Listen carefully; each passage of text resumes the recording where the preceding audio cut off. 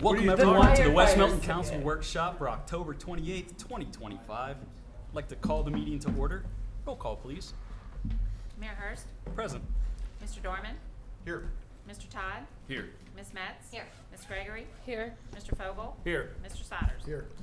All right, first on our agenda tonight is a presentation by Sheriff Duchek.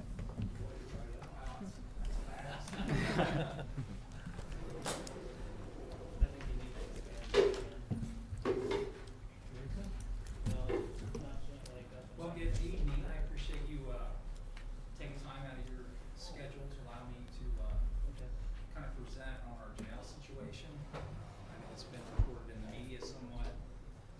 So we're trying to get out to the community and kind of educate and update as to what's going on, where we are. I want to thank Commissioner Westfall for being here with me as well. So you're the first council that I've had the privilege of addressing so far. Where we are with the jail, one of the first things I try to tell people is we have two jails. We have the downtown jail. It was built in 1972. It's a full security jail. That's where all your violent offenders, serious felons are housed. Then we have a 25-year-old jail on 25A that houses minimum security. So by law, I can't house felony offenders and violent offenders out there. So the problem that we currently have, when the downtown jail was built, it could hold 121 people. We can still hold 115, but through court changes in the courts and jail minimum standards, the state says we should only house 42 there. So currently we average in the 60s or 70s because I can't let violent offenders in the community, so we get dinged in our jail annual inspection every year. So we and the commissioners and others have been looking at this problem for several years. There's a space limitation with the downtown jail, so we can't renovate it because I won't have any more beds. So I think it was last year, a year and a half ago, the state has been making about $50 million available per year for jail renovation and constructions. We got a $175,000 grant, and we did a jail needs assessment study. It took about 10 months. It was comprehensive with judges, parole, mental health, medical, the chiefs, law enforcement. They met with everybody and did a holistic jail assessment for Miami County. It's about 300 and some pages.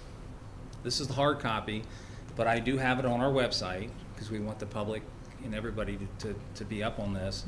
So if you're bored on some weekend evening and you want to do some reading, it's on the Sheriff's Office website on a digital copy.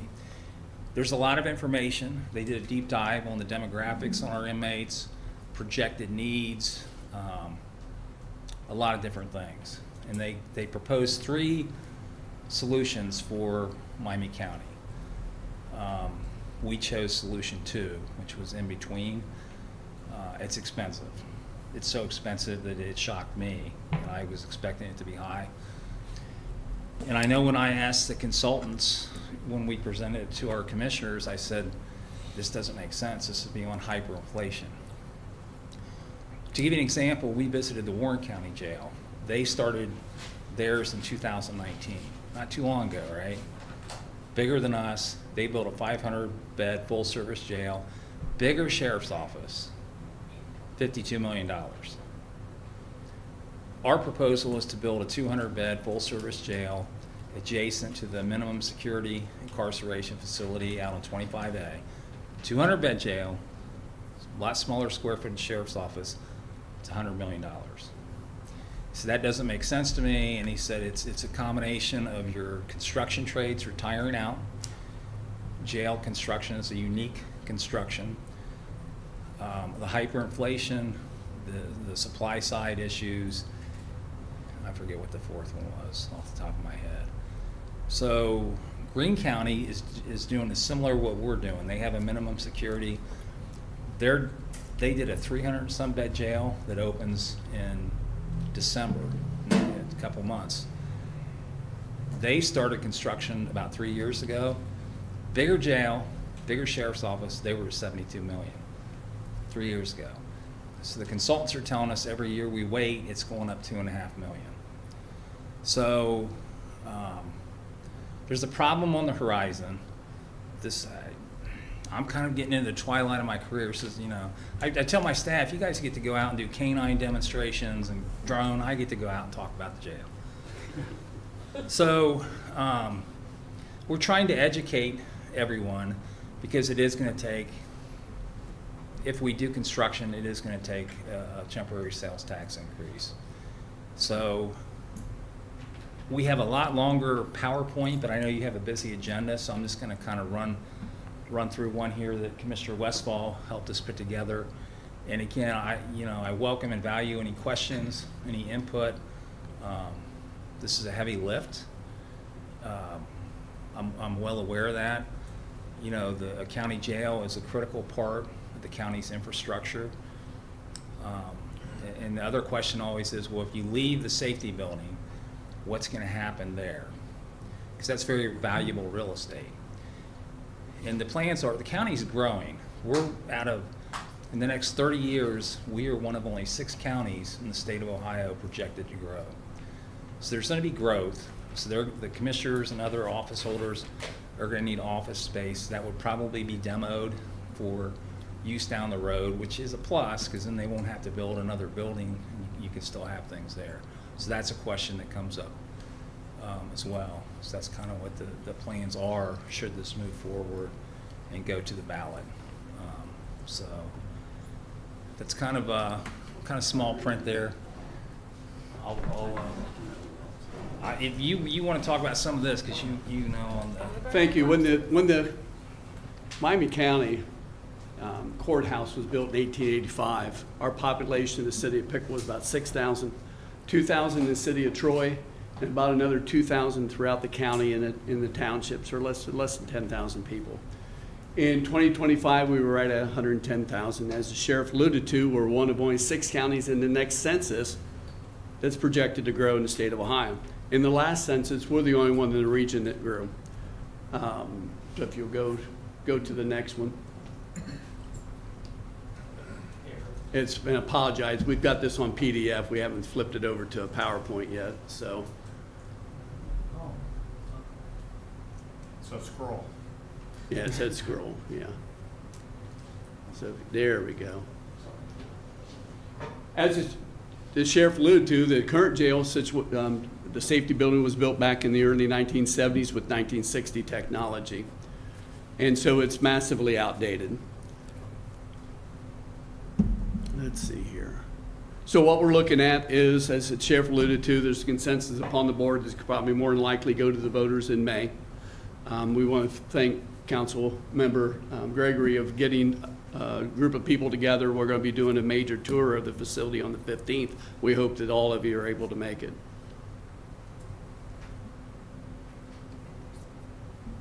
Let's see here. Let's get down to what it cost.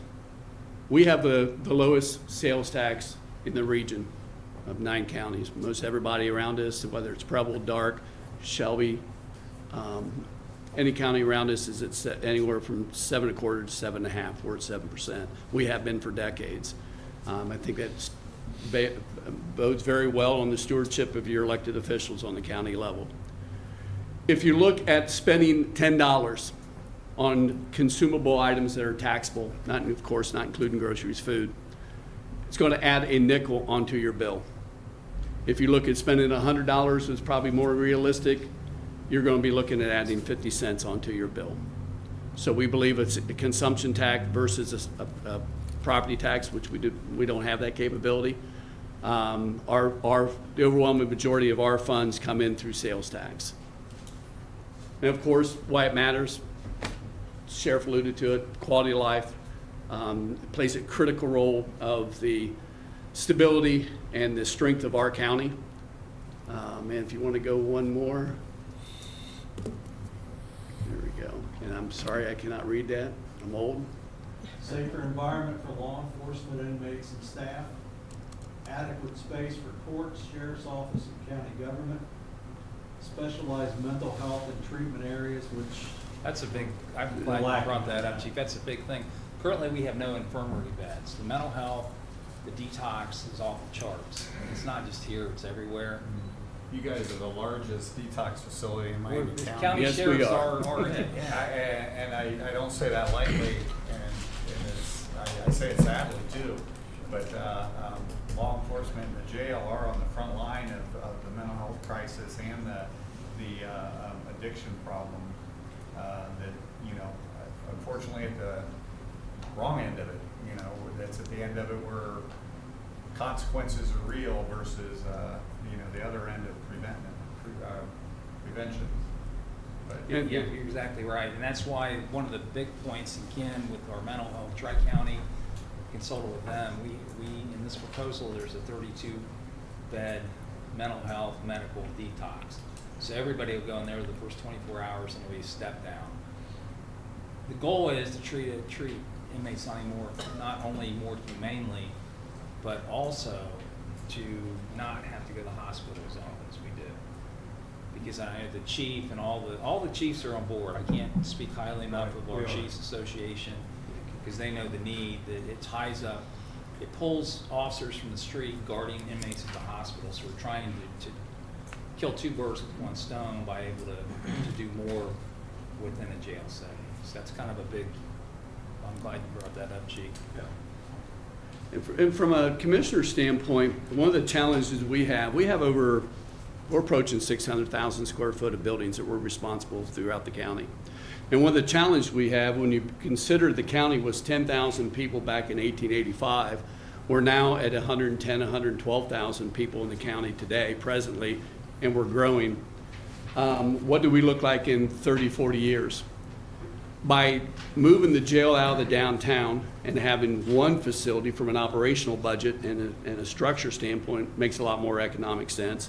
And from the other aspect, it frees up a third of the safety building for any potential growth that the county would need for the next multiple decades. Which that's one of the main reasons, because of course we've got major needs right now in our facilities of trying to do something with the Board of Elections. They're in need of additional space. So those kind of things can help us offset. And what's nice from a commissioner standpoint, from an economic standpoint, we already pay for the electric, we already pay for the gas, we already have it within four walls. So all we have to do is just simply tear out cells, put in offices, which is far less expensive than building a maximum security jail. Questions? what does that do for court and, you know, I'm sure it's gonna be a little bit of a commute, getting prisoners to and from court, things like that. What's that look like for you guys? A lot of the court hearings now are already done by video. Okay. So that will continue, especially, we had video court hearings prior to COVID. During COVID, that went about 100%, and it's kind of stayed that way for the most part. But there will be times, yeah, that we're gonna have to transfer back to the common police court area. So the sheriff's office in our proposal would maintain a very small footprint in the safety building. We'd have a couple holding cells for if there's a trial, either in municipal court or common police court. We'd have a place to house them, to feed them. So there would be a small footprint there. One of the other things too that we did in our proposal, and I think this is for the future growth of the county, our emergency management agency is currently housed in the basement of the county safety building. So for disaster planning and all that, they don't have a lot of space there. Our backup 9/11 communications center is also there, which is even smaller. So it's not an ideal location. So one of the things that we also have in this proposal is that the EMA will move to the sheriff's office. They'll have their own autonomous entry. And then we would share a very large conference room for training. If there were ever a disaster or anything, where all the principals would meet to try to use that real estate dually. And then the backup 9/11 center would be there as well. So in the event of a disaster in the county, it'd be a lot better solution to what we currently have. And you're talking less than pennies on the dollar for the little bit of real estate. So we tried to look at this in every advantage, because we're not building, if this goes forward, we're not building for today. We're building for the future. The plans also will have It'll be plumbing ready and land ready if they would ever need to add 20, 30 years down the road to add space, you know, because we don't want to have to go through this again. You know, like I said, if there was enough room downtown, we'd look at renovating, even though that would still be a very expensive proposition, but there's just not enough space because of the number of square foot that inmates are required to have now for themselves. One of the upsides of a consumption tax is that a substantial amount of our consumption tax comes in from outside residents of outside the county, which, by the way, love the taxpayers, but those are your best taxpayers because they leave and they don't utilize any services, which is the benefit. So that's another asset. I mean, I've heard numbers from our Visitors Bureau as high as 32% of our sales tax comes in from the outside of the county. Yes, sir. So in May of '26, this is going to be on the ballot. We've not officially made that decision yet as a board, but there is consensus to move forward. We had an opportunity to invest about $160,000 to bring a consultant in to educate folks, and we've decided not to spend that money for the educational part. And so the commissioners, and in conjunction with the Sheriff's Department, are going to go out. We want you to go through the facility. Because once you see the facility, if you've never seen it, it's an eye-opener. And you'll more than understand where we're at. So if this goes on the ballot in May of '26 and is passed, how soon would things start moving? Good And question. how long would it take until the facility is complete? As far as when ground would break, I mean, that'd be a conversation we'd have to have with the auditor and a lot of other stuff. But again, going by Greene County, I've been, Sheriff Anger, in fact, we're going down to their grand opening in December because they're about identical to what we're doing. And from the time they broke ground, it was about 2.5-year project, from groundbreaking to completion of construction. So I Okay. would anticipate that we would be similar unless there's labor issues and things like that. Okay. And you said the current jail was built in early 70s. 72. Okay, and was originally built to house 120. The state capacity is 40, but you're currently at 60. And court, there's been court decisions that have changed since 1972, where the inmates have to have a lot more square footage. Right. And I have those numbers. And we can't, just because we're confined, we can't renovate that space to make it. Gotcha. So I'm kind of juggling, because we're always over the 42 in the state every year. When they come in, they ding us for that. But it's like, okay, am I juggling civil liability for somebody filing a lawsuit because we're over there? Or do I let violent criminals out? Well, I'm not going to let violent criminals out into our communities. So, you know, that's why it's there. Because I know this is a tough thing, because people say, well, you got 2 jails. You know, why aren't you, you know? And that's why I always start off trying to explain how we're in this situation, you know, as to what's going on. So, With the way that communities work together and the way that we do shared resources and things like that, is there any thought to building more space than you really need initially, and then being able to take in folks from other areas, other communities that pay a fee, or cover the cost, but utilize that existing space until we need the capacity? that's a good question, and we've done that for years. We continue to do that out at the minimum security jail. I can't do that with the downtown jail. Right. Violent, because my judges need that commitment space. So the last 5 or 6 years, Governor DeWine and the state legislature has made $50 million available per year. Some of your worst jails are in southeastern Ohio, because we used to house Ross County, Pike County, Belmont County. We still house for Dark County once in a while. But a lot of the monies, which they needed to, a lot of the state monies have went there. So those jails have expanded, so that's dramatically cut back. Because they were sending us their sentenced nonviolent misdemeanors. And then we were bringing in the revenue, because we had open space to help operating costs for the county commissioners. We also we still do house for the U.S. Marshals Service out of Dayton. We've done that for years. but it has to be a certain kind of inmate classification.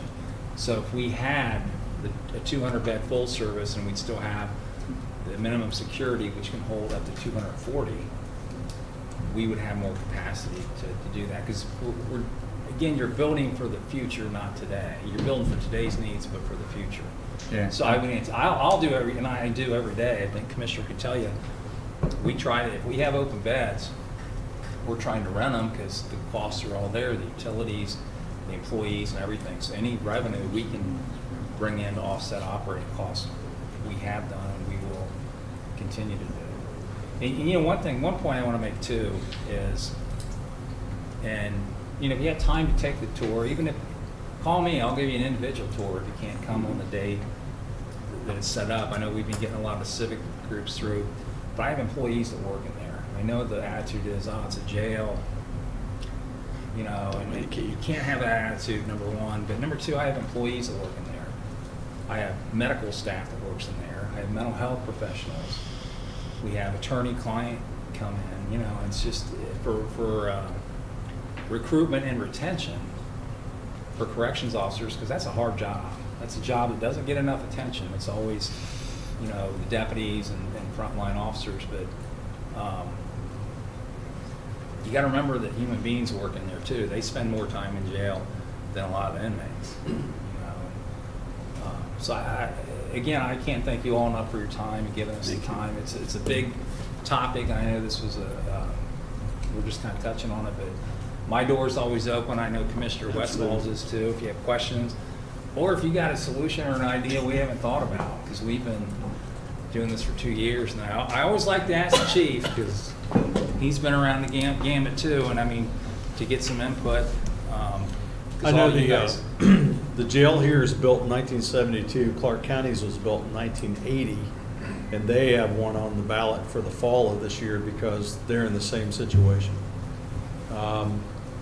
I think yours looks a little worse than theirs, but I didn't think there was many out there besides Greene County that could look much worse.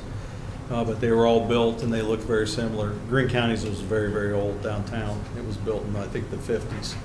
But Clark County's recognized it, and they're doing the exact same thing. They're moving the whole facility from downtown to the edge of the city in Springfield, and they're putting on a 0.5% tax as well. Same exact thing. And there's a recognized need for that as well.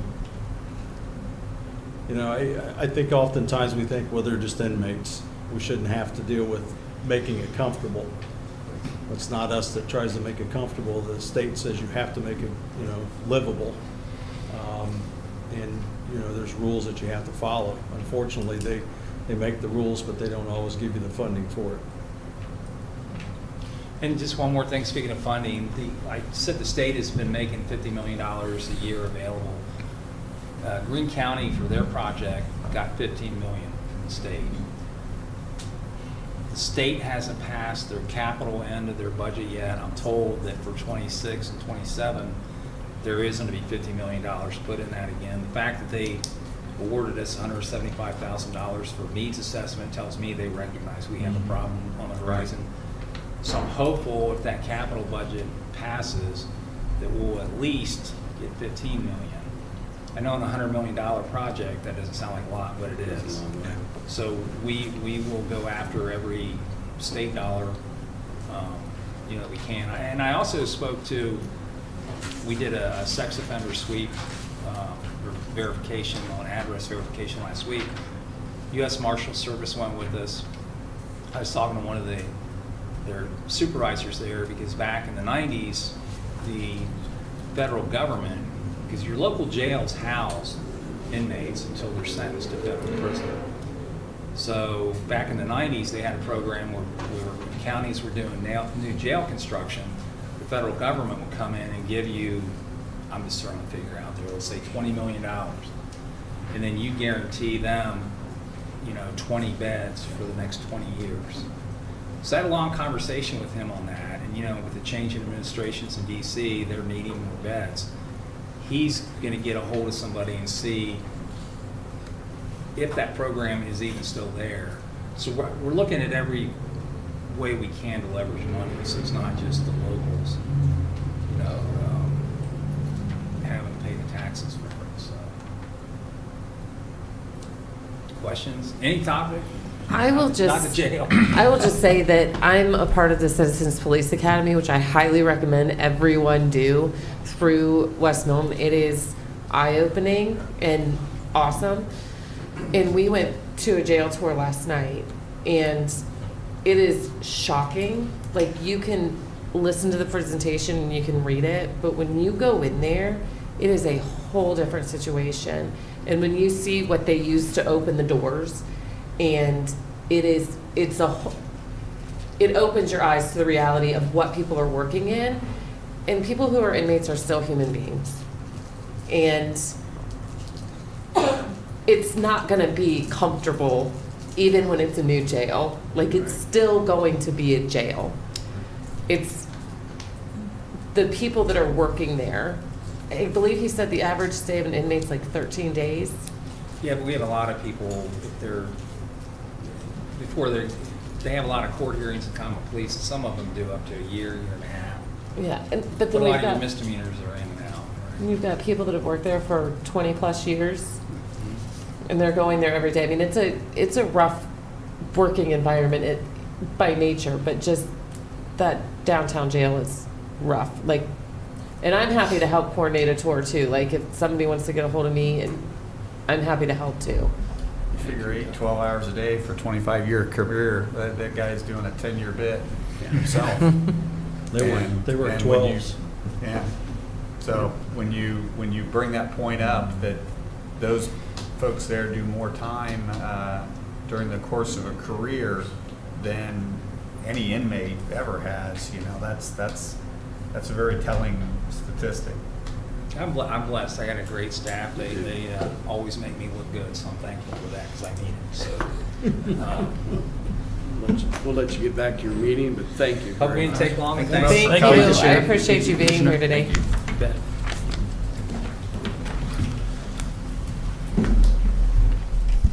All right, next on the agenda, change is inevitable. Sure. It's the one thing that we can absolutely count on, and I've been given an absolutely incredible opportunity at work. However, it's going to impact the amount of time that I have to spend each day dealing with the business of West Milton. And therefore, with a heavy heart, I say I need to resign my position so that I can focus on my career. And I appreciate 100% everything that the citizens of West Milton have allowed me to learn and to do and to be a part of. It's been incredible. Got to work with some great people. Unfortunately, I don't get to work with you for very long, but you're doing a great job. So I'd like to thank everyone and say goodbye. I think we have to, well, first of all, in your own immortal words, thank you for your service. And it's been a pleasure working with you, Scott. And I don't know the normal procedure for this. Does normally someone accept? Casey, you're deputy, right? You guys would vote to accept his resignation. I make a motion that we vote on accepting the resignation of Mayor Hurst. I'll second. Can we get a roll call then, I guess, we need? Mr. Dorman, Yes, with a Mr. heavy Todd. heart. Mr. Todd, Yes, unfortunately. Ms. Metz, Oh, I don't want to say yes, but it's your decision. Ms. Gregory, With a heavy heart, yes. Mr. Fogel. Yes as well, and Scott, tremendously, thank you for everything. You've dedicated a lot of years and time. We've been on council together for a very long time. Really appreciate your input, your insight. You've done a great job in the mayor's seat, so you're going to be missed. Yes. Mr. Souders. As much as I want to say no, I have to say yes. So you've taught me a lot, and I appreciate it. So thanks. Good luck. Guess there's some other business we gotta go into real quick. Do we have to go into a regular meeting to swear somebody in? You will, yes. Okay. I mean, Oh, she that can- didn't she dawn can on do- y'all, did it? It See, when you had a chance to say no, you should have thought about that. Technically, continue with the meeting, and when you go Okay. into regular session, or the special meeting, you can do it then. if you Okay. want. So, Well, then you got to keep us moving through the, oh, gosh, everyone, sorry for the roughness. Resolution CM 26-60, bicycle pedestrian improvements. I think that's a Ben thing. He's getting there. We're good. I'm gonna open mine. There we go. I had my It's just microphone Diet off. Coke. Might need something stronger. So it might need something stronger. No, I'll be. you're not allowed to heckle us out there now.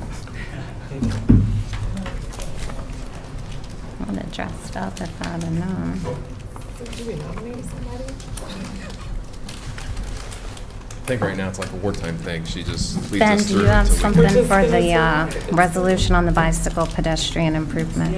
Oh, I don't, this is something I don't really have a file on, but I assume that Manager Sheridan's talked to you about financing on this project. That was one, probably the biggest question is the financing portion. This is for the trail project? Yeah. Yeah, that, we've already secured the financing. I think this is the last. The I don't last- know what actually what this, I apologize. I think this was the last step. It's kind of the final step in securing the project itself and saying that it's okay to go forward with it. I don't have the resolution in front of me, unfortunately. But I know I drafted it. And at last one, I believe we were working with the Director of Transportation to kind of work with everything, and now that has been done, and this is the step that comes after that to move it forward, if that helps. So this is on here for discussion purposes only, correct? Correct. Yeah. So it says on here, okay, the project consists of the installation of a shared use pedestrian and bicycle path along State Route 571 from Miami Street to Rachel Ann Boulevard, including asphalt concrete surfacing, pavement planing, curb and gutter, 4-inch concrete walk, erosion control upgrades, drainage upgrades, lighting upgrades, and pavement markings. This amount is $445,293. For this pedestrian path, and I'm not sure that you have this answer, Ben, or if it's Mr. Sheridan, what is the total cost for everything, for the studies, for the lighting, for the engineering, I mean, when we are done, how much tax dollars will be invested into this pedestrian path? I do not have that number. I looked through my file to see if I had anything else on it, and I don't. I do, but I have to go pull it. If you want it now, or I can get it to you after today. You can get it to us later. I just feel like Okay. that's kind of like an important thing to just be really transparent about, like exactly what this cost is with Right. everything involved. Sure. I think I'm sure if Jeff were here, he'd have the deeper knowledge than I do as far as what percentage of it is being funded through grants and other funding mechanisms versus what's coming from the city budget or the village budget. But I was thinking that the amount paid by the village was actually, when you're dealing with hundreds of thousands of dollars, it still I don't want to use the term small, but compared to the overall cost, it seemed like it was vastly less than the majority. But I just want to touch base on the importance of what it means to have a big portion of our community out on the other side of the river and not being fully a part of that and together. And being a kid who grew up in a neighborhood around here, how important it was to be able to go from one part of town safely to any other part of town. And I really feel like keeping our community connected, that's important, and that those dollars from whatever revenue stream they come through are well spent in keeping our community connected together like that, to have that, especially for the young families and stuff that are up there, and the downtown businesses that are close to that, and the community park we have, which you can't enter from the other side without coming across there. All the things that we think of having lived on this side of the river, for anybody that grew up in town or lives in town, you know, all those things are important to the extended community. When we decided to grow, we knew we were going to have to do this. We intended on doing this. I think when we looked at the development from the get-go, like when it all made sense to me is when you remember the 2-lane bridge crossing there, and when they put in the current bridge, it's the widest thing in around for our community. You know, that's the pathway in and out of the village. Some smart people many years ago realized what all that's connecting us to, and to carve out a little portion of that, to have bike, pedestrian traffic and all that, to me just makes a lot of sense for us as a community. I totally concede to Sarah's like being accountable for every dollar and where it came from, but just want to shed some light on the importance of it. I love the project. I just want to make sure that we're well transparent. Absolutely. And if I'm not mistaken, Jill, there's a good portion of this is money that's been provided by ODOT or that's grant money, because we got the $800,000 from ODOT for the lighting, and then I believe there was other that was part of grant funds as well, if I'm not mistaken. Is that correct? Yes, so I was trying to pull it up on here. The whole project right now, I have it as, now, unless it's changed recently, I have it at 2.6 million. And we have a grant for 962,000. And then we also have an ODOT grant for 800,000. So we applied for a loan with ODOT for roughly 593,000. That's with contingencies and everything built in. That doesn't mean we're gonna hit it. So that is with the loan. And the village itself has spent around 300,000 on design fees, because But that isn't part covered. of that's returned from the grant at some point, I think. Part of it? From what I understand, is the engineering is not. The engineering's not, but I thought there was part of the design or something that was. It could be construction engineering, so Okay. it's what they like kind of monitor as the project goes on, and they bill for that. That is probably usable under the grant funds, but the design costs are not, from what I understand. So I can send you this if you guys want electronically, so you can look at it and have it too. Sure. And Yeah, because if we could definitely see all that. I mean, I'm looking at the budget, and right now it shows 2.366 million for the trail project, right? And you said West Milton, the village, is on the hook or paying for 570,000 of that. The rest is grant funds.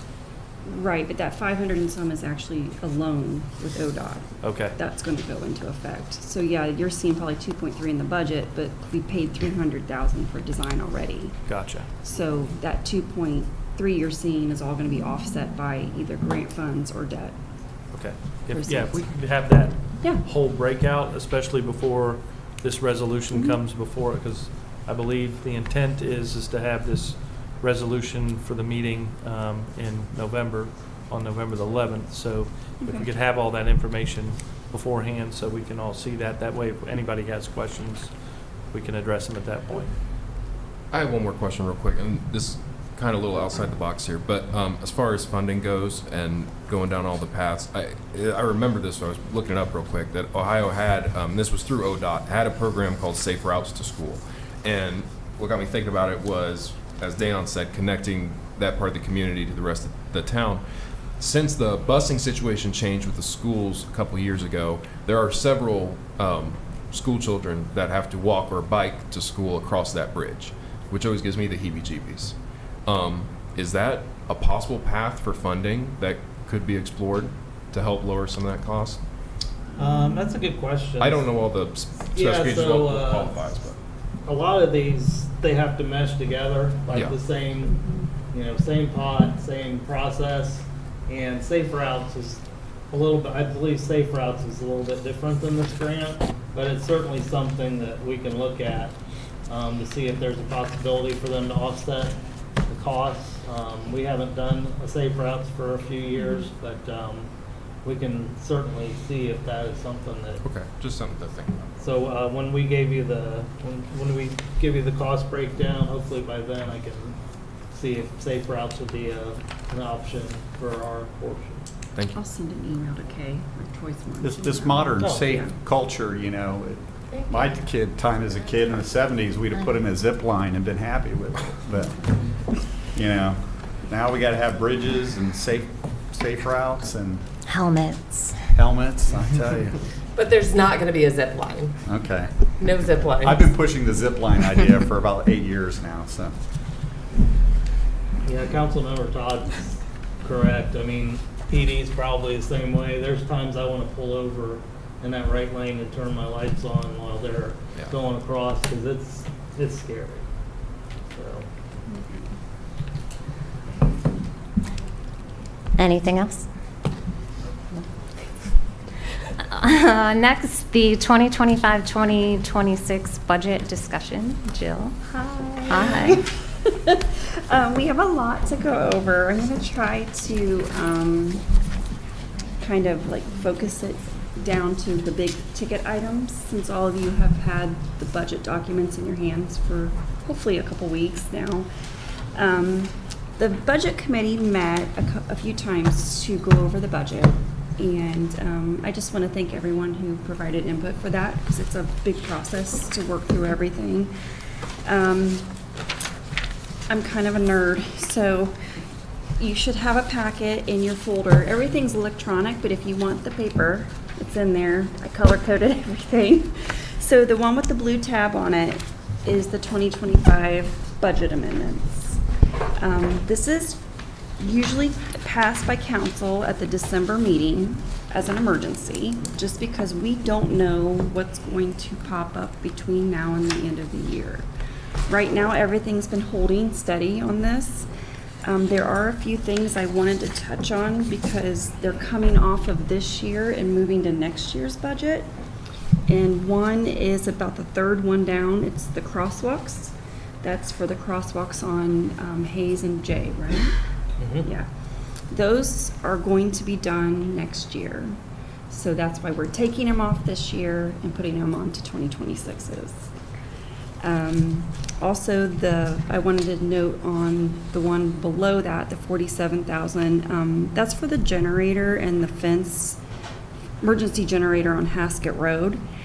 And we are receiving, and we have already submitted the grant draw for that with the EPA for 50,000. So we pretty much did most of that project on grant dollars, which is excellent. The Stillwater River Main project, we did that, and kudos to the construction team that did that and to Tim for overseeing that project because it came in well under budget. So that was great, which decreases the amount that we had to borrow. The sanitary sewer trunk line, the only thing that was being paid this year is design. So really all of that was in there for this year gets moved to next year. And the refuse truck, you guys passed it, I think, in July to purchase the truck. We purchased the chassis this year. The upfitting will be done next year, and that's when the grant, not the grant, but the loan will begin as well. So we have to take that off of this year's and move it to next year's. And then the last thing on the list is the Westler for the 25,000, like for continued improvements to the wastewater treatment plant. So right now it's steady, nothing's changing as far as I know. So if it does, I'll be sure to let you guys know as soon as possible. But do you have questions on this one? Okay. Yes, I have one. Yeah.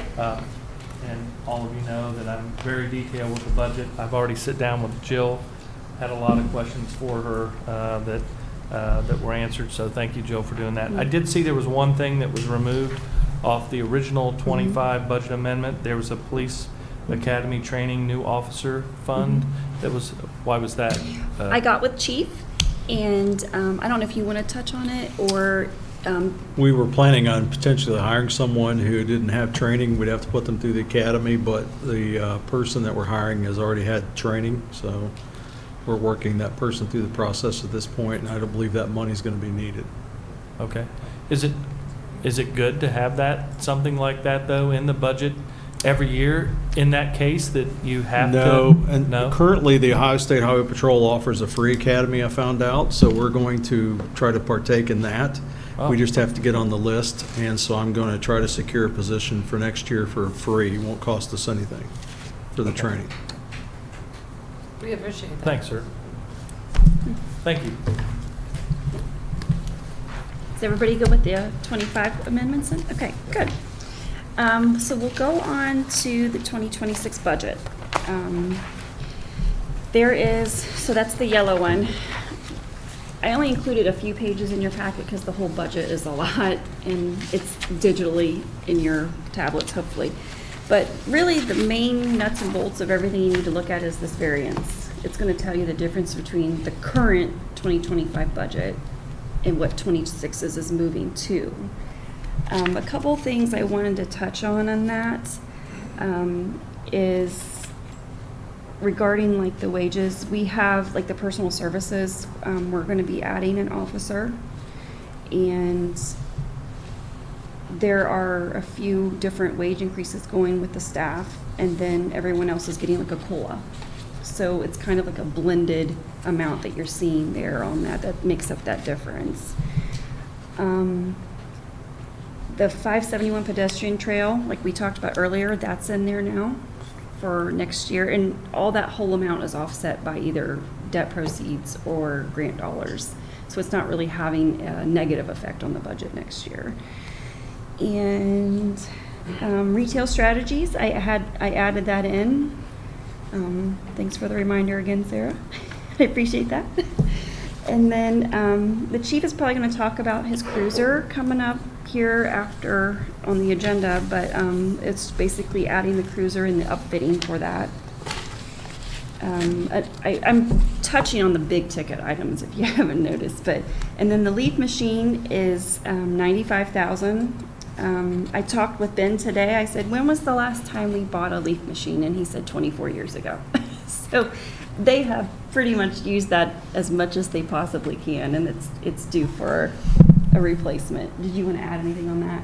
No, it Okay. was the biggest reason we went with that, we try to keep on schedules as much as we can for replacements so that we're not, again, caught trying to do too much on one given year, but the actual problem, the frame is actually completely wore out, and we've run the motor pretty hard, and it's definitely reached its life expectancy. But we were getting a decent trade-in on that, and they'll mainly just take the engine off, refurb it, and they'll take the steel and recycle it somehow. So, but $7,000, I believe it was for that. So, yeah. A few other things I wanted to touch on with the budget is obviously the Hayes and J crosswalks, which we talked about a little bit. The design is going to be done in 26, and the construction, what we're being told, is going to take place either in 27 or 28, or the combination of the two. And then a big one is the service garage upgrades. That's coming out of 5 different funds. I don't know if you want to talk about that a little bit with some of them, or if you already have. I think we've already pretty much discussed it, but it's pretty self-explanatory, trying to get more sanitary and livable conditions up there. The guys spend certain times of the year, they're probably there more than they're home. And it's the area that's for our break area is looks more like a mudroom, and it's all purpose, so we're eating in there. The restroom is completely outdated, and we would like to add a second smaller restroom. So it's just mainly making it sanitary and a place you can truly like get out of a truck or come back from a job and relax in a clean environment. For the crosswalks, the 200,000, that's for just engineering? Is that for the one that's up by, like, Izzy's? Yeah, that Yeah. would be Jay It's and for Hayes. two. And That's then the big project. Do we have drawings, like what are we getting for the engineering for that cost? Like, my concern is we're spending a lot of money, and I don't even know what it's being spent on. right. And so $200,000 for engineering, and then I understand it's around $800,000 for the crosswalks. Mhm. That's $1 million. That's kind of a lot of money, I think, in my opinion. And I don't know what we're spending $1 million on. Right. Like what, like how many man hours are going into the engineering? I mean, like this is their money. Like, what are we spending this money on? And it's like the pedestrian bridge. I like the project, but the cost just doesn't make sense to me. And like, what is the engineering entail? We've already spent, so did we already spend 378,000? No. We haven't spent anything, according to my Okay. records. We haven't spent anything yet. There's 200,000 for the design, which really, that's an estimate in and of itself because it hasn't actually went out to bid yet. So this is an estimate that ODOT gave us that we're using. It could come in lower. I just don't know. So. But I the guess grant it- is 90% of the project. And another way to kind of answer, I know exactly what you're saying. So right now, there's conceptual drawings, but there's no beef or details to that. This is based on what ODOT would consider the cost for the crosswalks in those locations and what all is needed. We actually sent out a letter for consultants, and I got 2 replies back for consultants.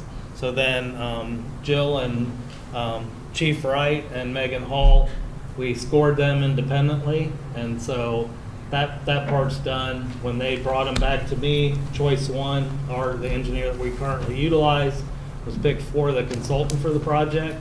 So on the 7th of November, myself and ODOT and choice 1 will actually have what's called a scope meeting.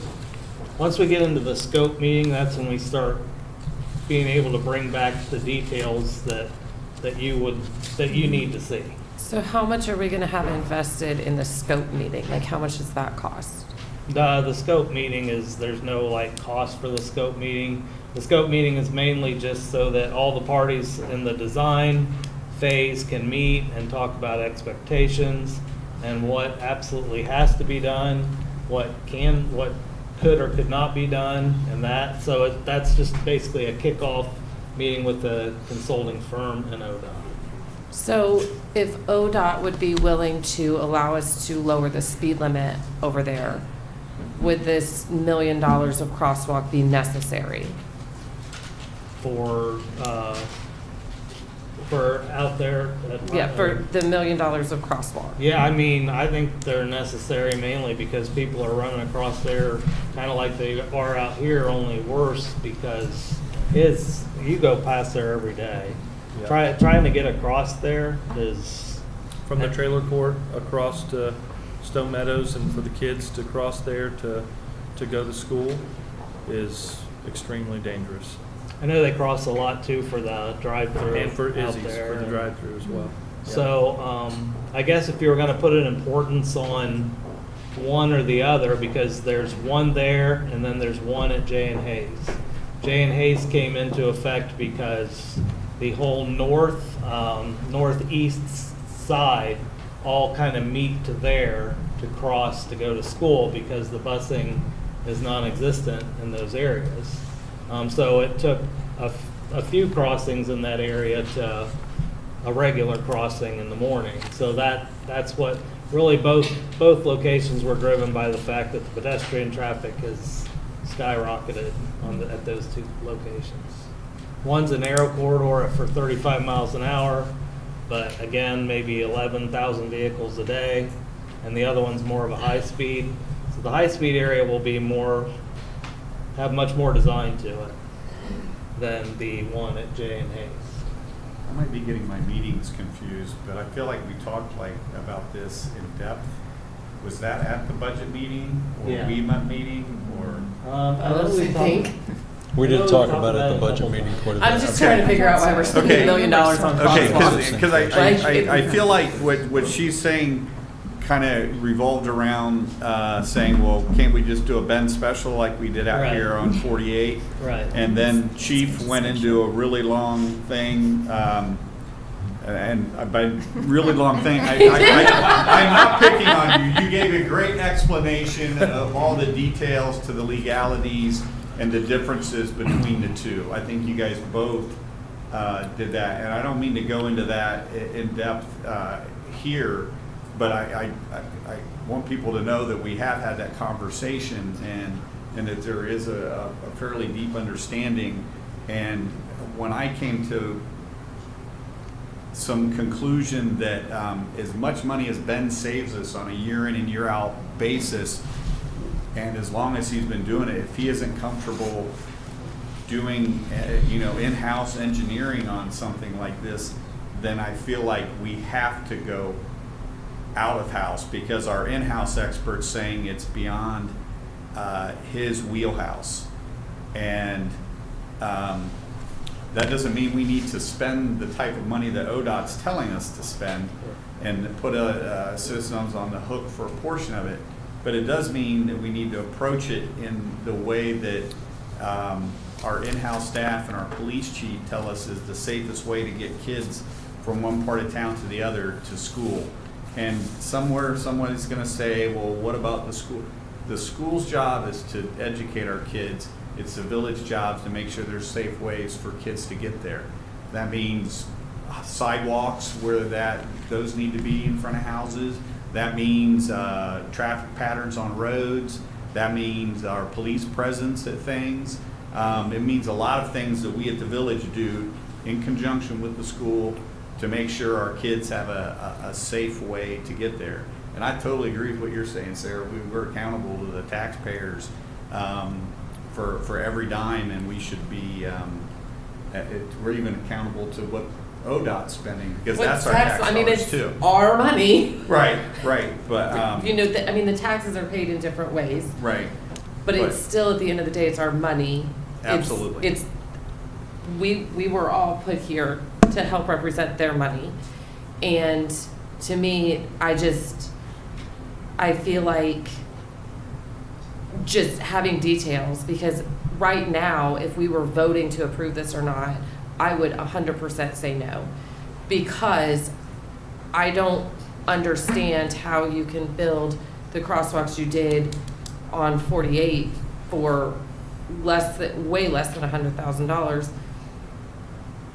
But then we can't do two more because there's more to it. But what is that more, and what are the prices? I mean, I've worked in construction my whole life. I don't now, but I have my whole life, and I have been a construction estimator. And you have to price everything down to every nail, every screw, every drop of concrete. And I feel like when we're asking for things that are in this $1 million, I want to know how many cans of paint you're using and how much each of those cans of paint is costing, because that is a lot of money. And I know me and most of the people in here, all of the people in here, work hard for that tax money, and we have to be accountable. And this isn't on you. I mean, No. So I think mainly is for number one, the amount that you're looking at was the amount that an engineer said, well, if we do these two crosswalks, it basically could be this much money. But when we get actually down to the scope meeting and we start talking about the details that you're wanting, that's when we can, West Milton's not going to go into this and say, whatever the most expensive crosswalk is, that's what we want to put in. We're going to say, what do we have to have, and what we might need. That's how we've always went into these. My aged post 6 o'clock brain is catching up with me now. One of the key features and details that, like you guys demonstrated the difference, would be that as you're coming to the community, there would be a curved island in the center part. So if you had kids caught in between, going across with traffic coming, very different than here, we'd be looking at widening the road. There was a lot of complexities that went past what you felt was like your scope. Right. And we appreciate your scope, we really do. But I feel like we're not spending money to hear more details. Those come with the proposals Yes. on that. So we're not spending $200,000 to hear what anyone's gonna do. Those things will come in meetings leading up to it, and there will be a long decision-making process where we get cans of paint, where we get a bigger picture, maybe even an artist's rendition. Right. Gotta love AI now. I would think for 200,000 we could get a model. Well, no, I would think we'll get those things without spending $200,000. But the deeper detailed conversations come before we make decisions on spending money. And if it comes down to that, we may actually have, two designs where we say, council, this is design 1, this meets specifications, this is design 2, this exceeds specifications, and here's the difference. What would you prefer? I mean, that's the detail that we'll get into once we get through the scope and all of that. And I think the key point of this is ODOT has already granted us the funding for this at 90%, and we pay 10%. Right. So that is huge in the grand scheme of things with this whole project, that we are paying, pennies compared to what we could have had to pay with the grant that's coming in. And they're allowing us. But the ODOT money is, the grant money from ODOT is still taxpayer money. And they're allowing us to do the engineering out of this, which we couldn't do out of the others. Right. And so we would be about, from the village, we'd be about 300,000 in. I have it. I So just- 200 for engineering and then 80 would be. We don't have to pay for the, 10%. you can count the 10%. The 90% is the engineering and everything. Yeah, I know. Which is unusual for ODOT to allow you to do that, but they're allowing us to do the engineering as well. Yeah, that's what I thought. I also For think we grant. gotta be very careful not to send a message to ODOT that we don't wanna spend their money. No, it's ODOT, if you're not listening, that. we do. And I think the number. I don't want to spend their money. Well, it's, I think, is that right? Yeah, that's right. I think the number the last number we have in here for this is 788,000 total, And So we again, would that pay is 10% of that. which is, correct. Yes. I really feel 70,000. like that's an inflated amount. We're going to be responsible for 10%, but I think we are fully responsible for the construction engineering, which is almost 49. So our total is going to be right around 123 if the whole project costs that much, which I don't know if it will. I I don't mean, I think- think they always estimate high. There's to like cover everything. contingency Yeah. and just Right. the unknown. Yeah, So, okay. but you'll be totally informed before we make the final decision. And again, you guys might need to decide which design would be better, cost versus benefit and all of that.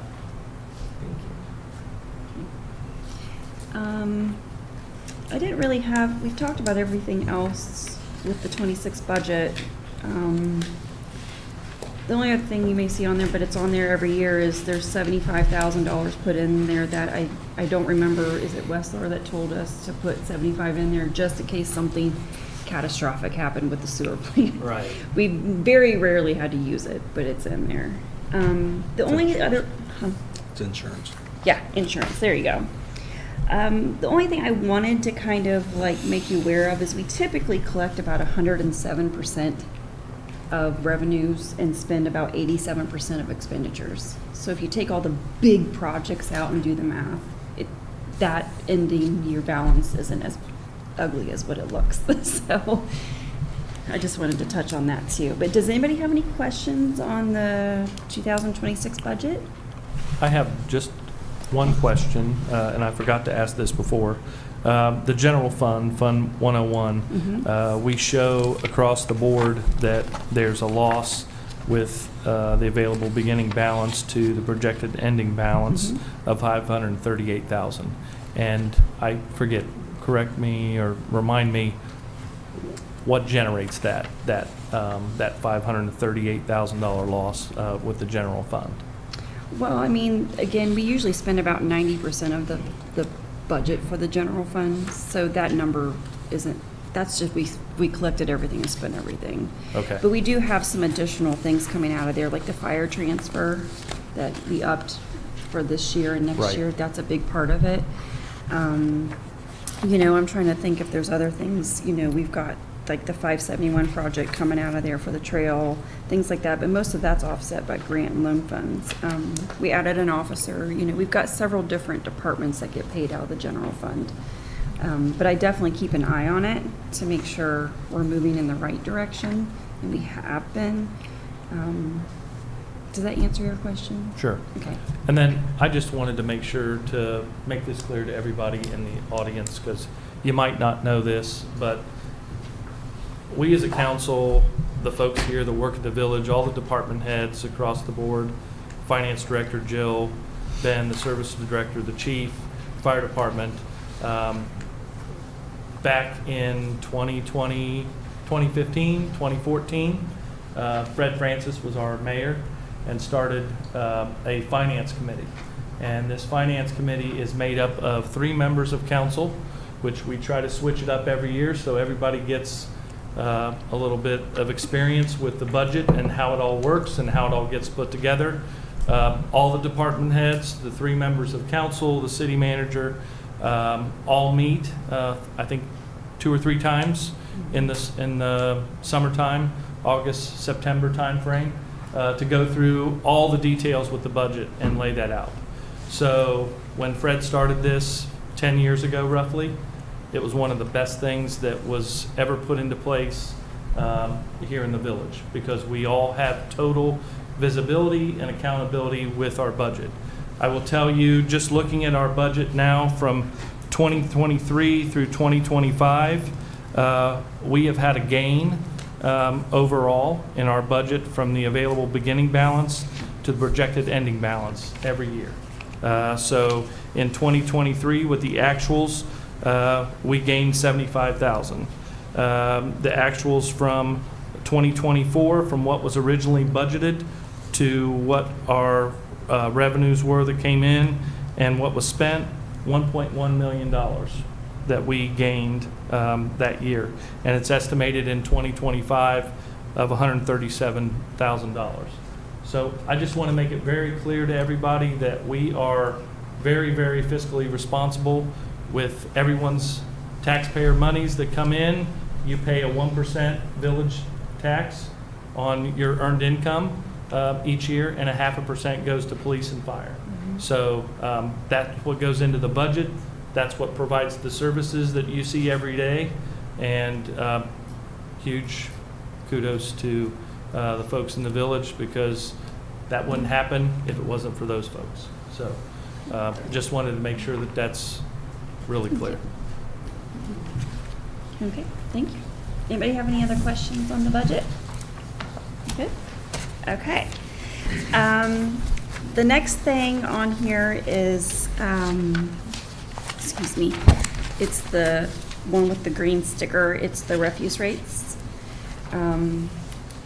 The county is going to be increasing, I put it all in there, but the county is going to be increasing our tipping fees. And along with the service building upgrades and upcoming new truck purchase, it looks like it's time that we might have to look at the refuse rates. Some historical information I wanted to share. I added this in after it was sent out a few weeks ago because I thought it was important to talk about. Was we took over trash collections in the spring of 2021. And at that time, Waste Management was going to raise our rates by 30%, increasing the monthly standard residential rate from $25.21 to $32.78. The council at the time, when we brought it in-house, was able to reduce the current rate being charged by 4.5%. which is a 26% reduction from what Waste Management was going to move the rates to. So I just wanted to give kudos to the council to have the diligence to look at that back then and put the faith in Ben and his guys to start the refuse program in-house, because I feel like the town looks better because of it. There are a lot of different options that we talked about as a budget committee, and that's in the middle of that page, and below, and all the details in the pages following. I just really just need direction on where council would like to go from here, and what their thoughts are on everything. So let's see. Dayon and Sarah, you were part of the budget committee this time as council members, right? Yep. So with the increase of options, with the 10, 15, 20%, $1 for 5, the 250 and 26, the 250 and 28, and then the 3 and 26 and the 3 and 28, what was your thought process looking at this with the discussion of what was recommended, or your thought process of which one was best to go with? I want to make a joke on it was all on Hearst, but since he's not here.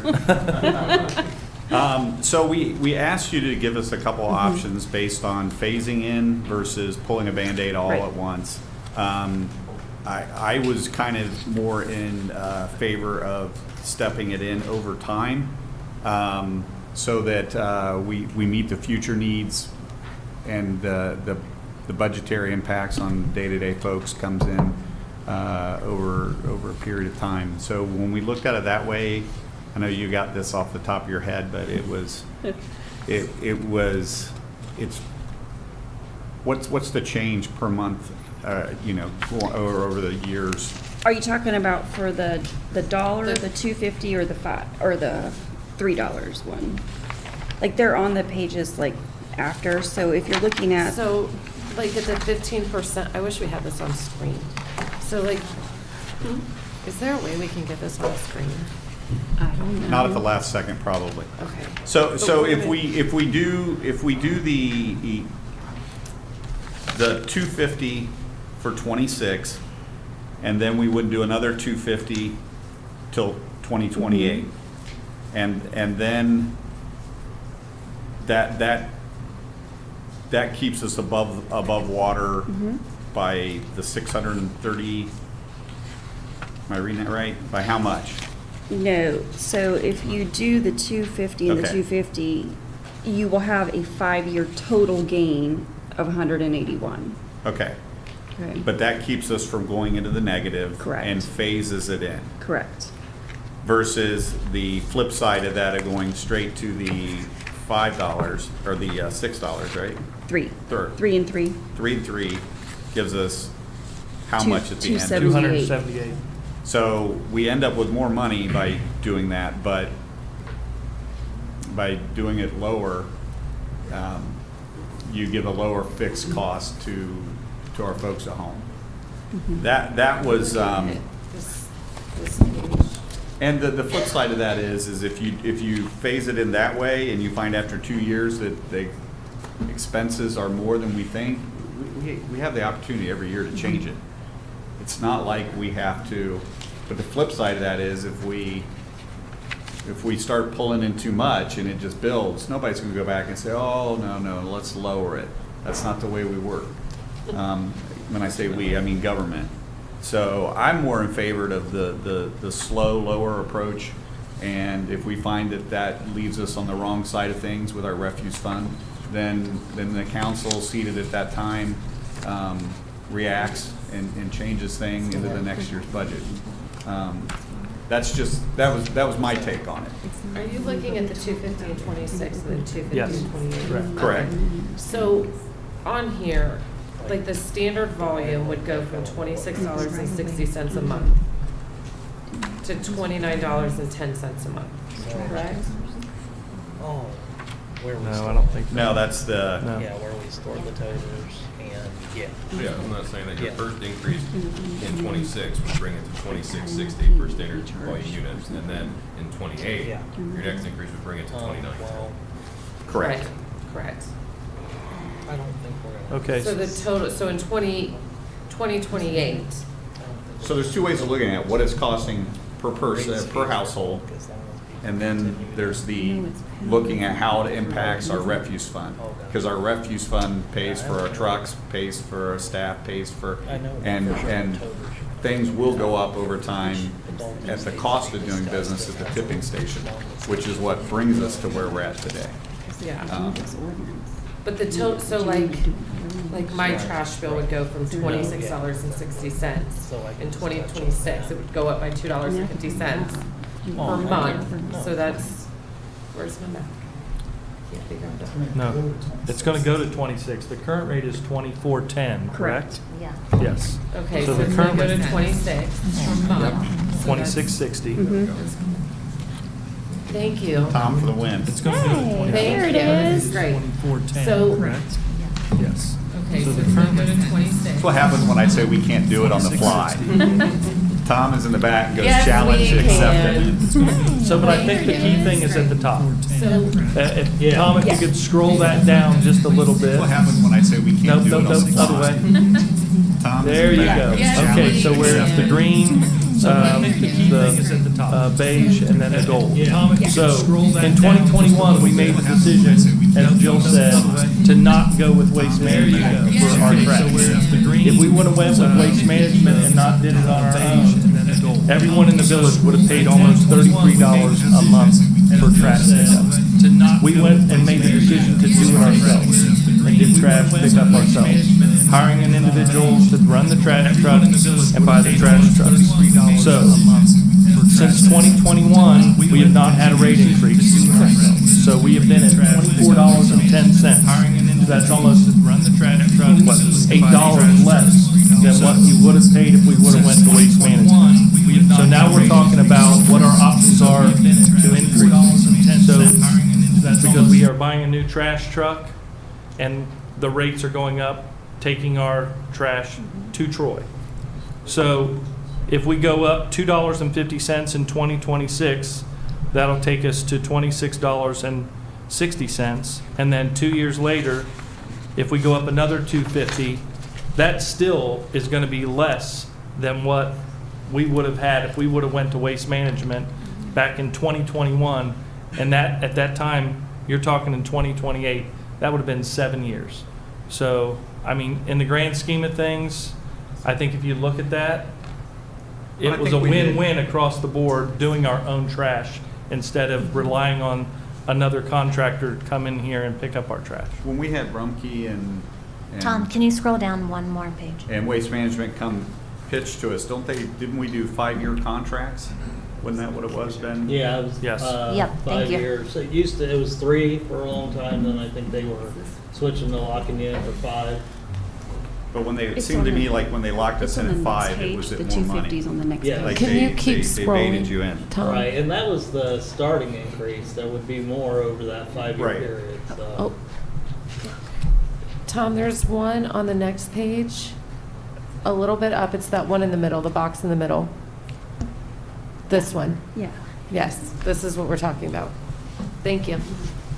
I'm glad you put it. And up if I there. could say just one more thing, so all of this isn't just based on the 10% and what that means. This is all based on really a 20-year trash plan. One being that our reserve truck started in Fort Wayne, Indiana, and it was used extremely hard before it went to Versailles, and then Versailles used it hard before we got it. And we've been making it work, but it's not very reliable. And secondly, the new truck would replace that truck. But the key thing to remember is this is one, making it so that we would never have to replace one major piece of equipment and add a second one to that within that same 1 to 2 year period. So that way we wouldn't have an issue with the rates as they are. 2 would be that, eventually we may end up having to run 2 routes. And if we're behind on our equipment at that point, then you're talking much larger expenditure because of the price of the equipment is going up tremendously and on an annual basis. So this really isn't just for the next year or two looking at. This is really looking at, you know, the next couple decades and how if we set the program up properly, which I feel like we did, then we will continue that and never have to raise the rates by $10 a month or something like that. So, thank you. So is the consensus to go with the 250 then? Well, Like phase it in? I think we barely touched on it. What, you guys That's are... the way I would lean, that I think would be the best way forward. That's the least amount of impact to the village, residents, from my opinion. I mean, when you talk bang for buck, as far as building that fund, you look at the projections for 2030, that's the least upfront pain for the most to gain, I think. So that's where I'd lean. And this isn't an easy decision. Like, this isn't something that we like doing. And unfortunately, just the world we live in, there's inflation. And nobody in here likes this. I mean, there's been lots of charts. Jill has done a great job making charts and getting data and running numbers to help us make the best decisions. And Ben has done the same. And I mean, this is not a fun thing for us to do at all. And we all have to pay it too. So we all pay for it too, yeah. Like, we all have to pay for it too. And I think Jill did a great rate comparison and gave a whole laundry list of communities. So just looking at the ones in Miami County, for example, Piqua, their standard rate is $26 a month. Ours is $24.10. Tip Cities is $27 a month. Ours is $24.10. Troy is $22.50, so a little bit less than us. Covington, a little bit less than us, $19.12. Another community similar to West Milton, Versailles, $24.50. So, we're, I think, on the median side of the other communities around us that are similar to us, and the ones in Miami County, a majority of them were lower. Mm-hmm. So. And they haven't done their budgets yet. Yeah. So, I mean, Okay. So would you like us to prepare legislation for a first read at the next meeting then? Or do you want to talk about it more? I'm good with Everyone that. good? Well, this is where we talk about things. Yeah. Yep. So, Yep. There is a few other things we wanted to touch on regarding this. We decided in the budget committee meetings that if you look at that comparison chart towards the back with all the other communities, all these numbers and figures that you're seeing on the graphs, they include changing the extra toter, not the one that's included with your standard service, your extra toter, changing it to $5. We talked about that quite a bit, I think, when we met. Yeah. And we decided, that's was the best way to go. So if you decide not to do it, just let me know and we'll make sure we don't make that change. But that's changing the second toter The to second toter, $5. yes. So, like, I currently have two because I forget to call in. Honestly, it's just me. But I have the smaller ones, and I could, if you have two of the smaller ones, you could call in, upgrade to the bigger one, and you're saving that money. Mm-hmm. so on the topic of toters, I think I use my second toter maybe once, twice a year. And when I do, I'm actually using it wrong because I'm usually putting probably yard waste in it that I'm not supposed to be. Confession time. So if I have yard waste, what are the days that we get that picked up in the brown paper bags? If people want to drop back to one toter and utilize the pickup for yard waste, tree trimming, stuff like that. Every Monday. Oh, so every Monday, And then if for some reason you the can either schedule brown is bag off- it, that you can get the bags here. Did we say that? Aren't Yes. they free from the city? Yes. They're free. And then limbs and stuff like that need to be bundled up tied Yeah, up. we just say an easy to manage length, bundled. So if people want to look at cutting back that second toter, you know, those are options that I'm personally looking at doing versus, you know, keeping, when we do throw something in the second one, it sits there because my son never remembers to take the second one out. So, You have to call on any time the week prior to get on the list for Monday limb pickup, right? Yeah, and the other thing, I think people's toters are full of cardboard too, honestly.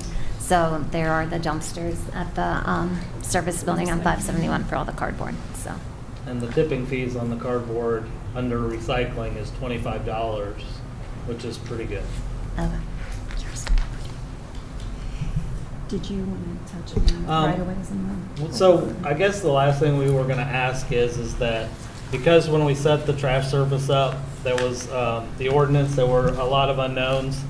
There's a few things that, I guess the easiest way to say it, we would just like to review that ordinance and see what's worked well, what's not working well. I'll just give you one example of storage of toters.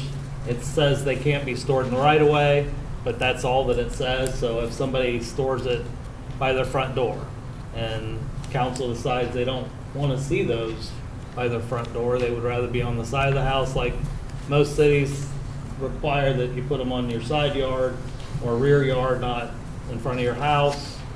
That's just an example, but we would like to look over that, including bulk, and see if there's anything that we can do to make it easier for the residents, easier for the collection. And again, our biggest goal is to try to keep the trash out of the right of way. So we do a lot of pickup and bulk and things like that. So we would, if that would be okay with council, what we could do is research that and then work that with the refuse rate in the ordinance, if that's acceptable. Yeah. sure. Did you want me to talk about the bulk real quick, or do you want to? No, go ahead. We're on the topic of trash. The bulk pickups that we do are, I think we allow everyone to have 12 a year. However, the Megans have been keeping track of people who call in and say, oh, I've got these 3 items, but then when the guy gets there to pick them up, there's like 15.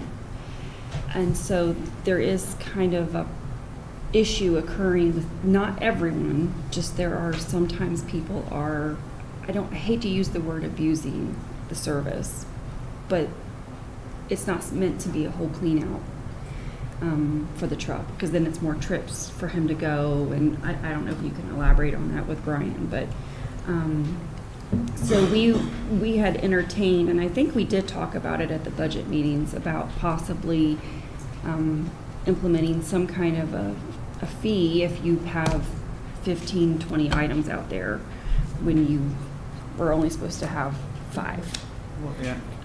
I don't know what that would be. I don't know if it would be $5, $10, whatever, but it's becoming more of an issue this year definitely than any other year in the past. So I'm wondering, just throwing this out here, but like if there's a way that we can ask them to take a picture of what they've got out there and upload it so we can say, okay, like we're prepared for what they have. I think what happens though, and I'm just speaking from experience, you think of 4 things that your wife wants you to get out of the garage. And my wife doesn't watch these meetings, so I'm safe, so I'm counting on y'all. We're all in a circle of trust out here tonight.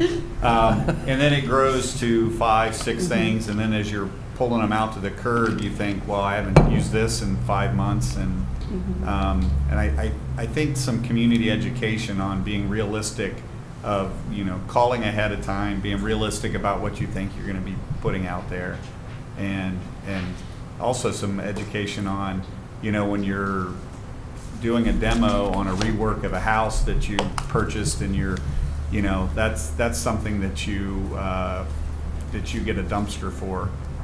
That's not something that falls under the village thing.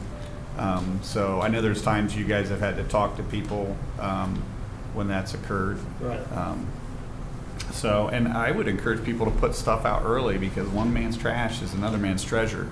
I put stuff out and half the time it's not there by the time they come to pick it up, and I catch flack for, well, you said there was going to be 12 things out there and there were 4, and I'm like, I put 12 out, so just, don't put it out like on Wednesday when they're coming on Friday, but, I take my stuff out, usually Thursday morning so that people drive by and, again, there's a lot of things that people reuse, and that's a great thing too. Okay. And we're not counting, like, if they say they have 5 boxes in a love seat, and there's 10 boxes in a love seat, that's really not what we're talking about. We're talking about they have 5 small to medium-sized items, and when you get out there, there's literally, 15 medium to large-size items. That changes, it changes your whole route. And again, if you have to make 2 trips, because typically, bulk day is typically 1 load. When you get into 2 loads, that's the ones where you ended up getting into 3 or 4 of those particular piles that were not a clean out, but right on the cusp of too much, I guess. I think it would be good if we could work on like some legislation to kind of update that. I think there's a lot of stuff that we can update, right? But that's something that you talked about a lot, making it work.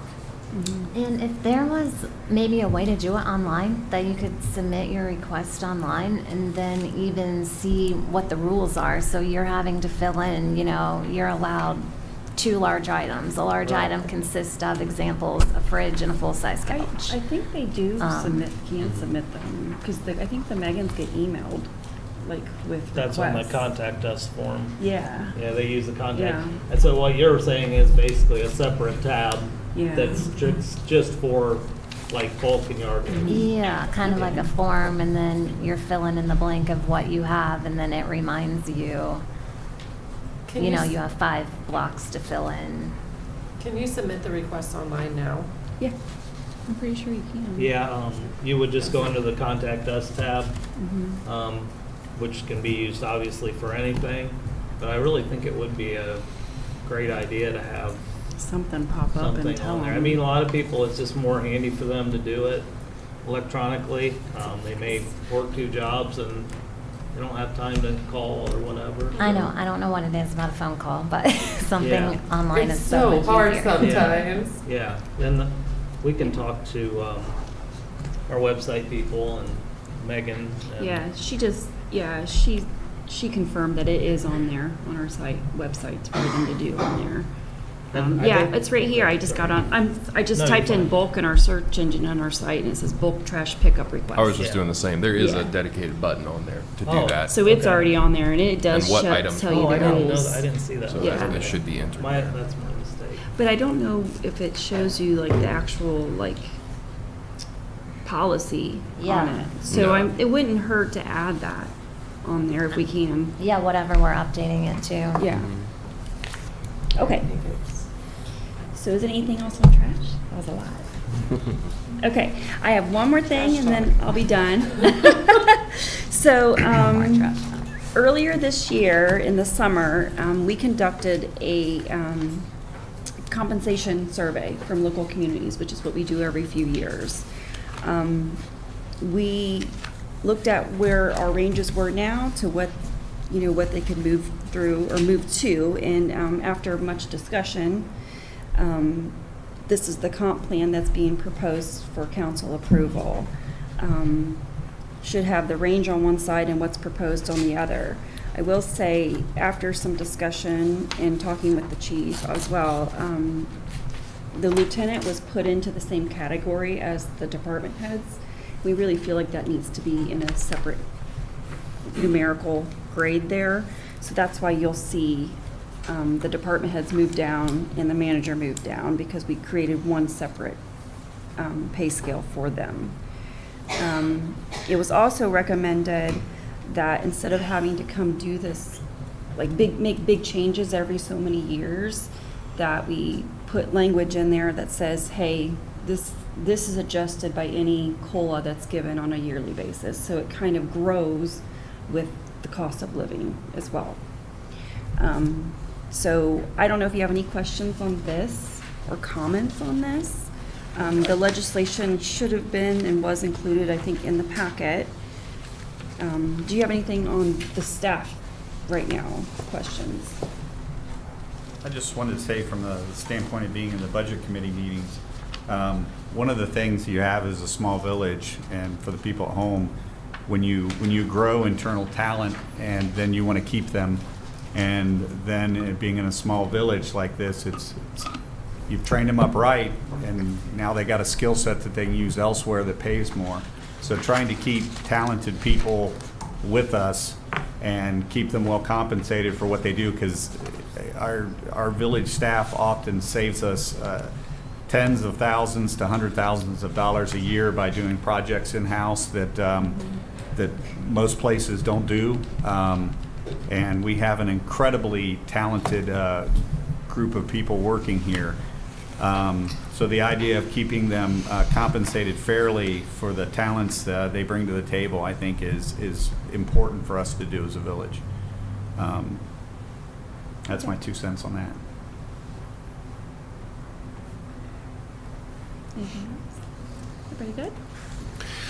And thanks for putting that together, because I think that really shows too the pay rates and the averages.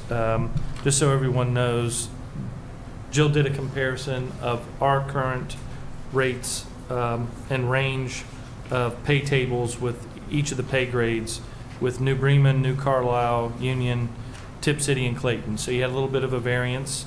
New Bremen was roughly 3,000 population. West Milton's 4,800.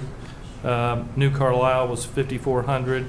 Union was 6,900, and then Tip and Clayton were, of course, double our size. But we were on the low end with our pay scale, I think, in comparison with every one of those 5 communities across the board. So I think it's definitely time to look at, increasing those pay grades with the ranges of the hourly rate and getting it more, at least closer to the average across the board. And I think what you've laid out here with the contractual positions is more than reasonable from my perspective. I do have one question though, because I think with council pay and that getting any type of increase, isn't that something that has to go on the ballot in the future? Is that right, or is that not? No. Oh, it No. isn't. It isn't. But Okay. it can't affect, I was It going to will say, not affect it's worth pointing anyone. out that anyone currently involved in a term, that does not go into effect. It doesn't. And Okay, anyone on the yeah. ballot, it would not take effect. So my term's up in like 2027, I think. So it wouldn't take effect until the people who coming are in after that. After us. who are sworn in after us. Yeah. So no one here and no one on the ballot would qualify for that. Right. So any increase we look at, including in this, will not affect anyone here. It will affect people in the future. And just so folks know, council members right now on village council get $1,200 a year.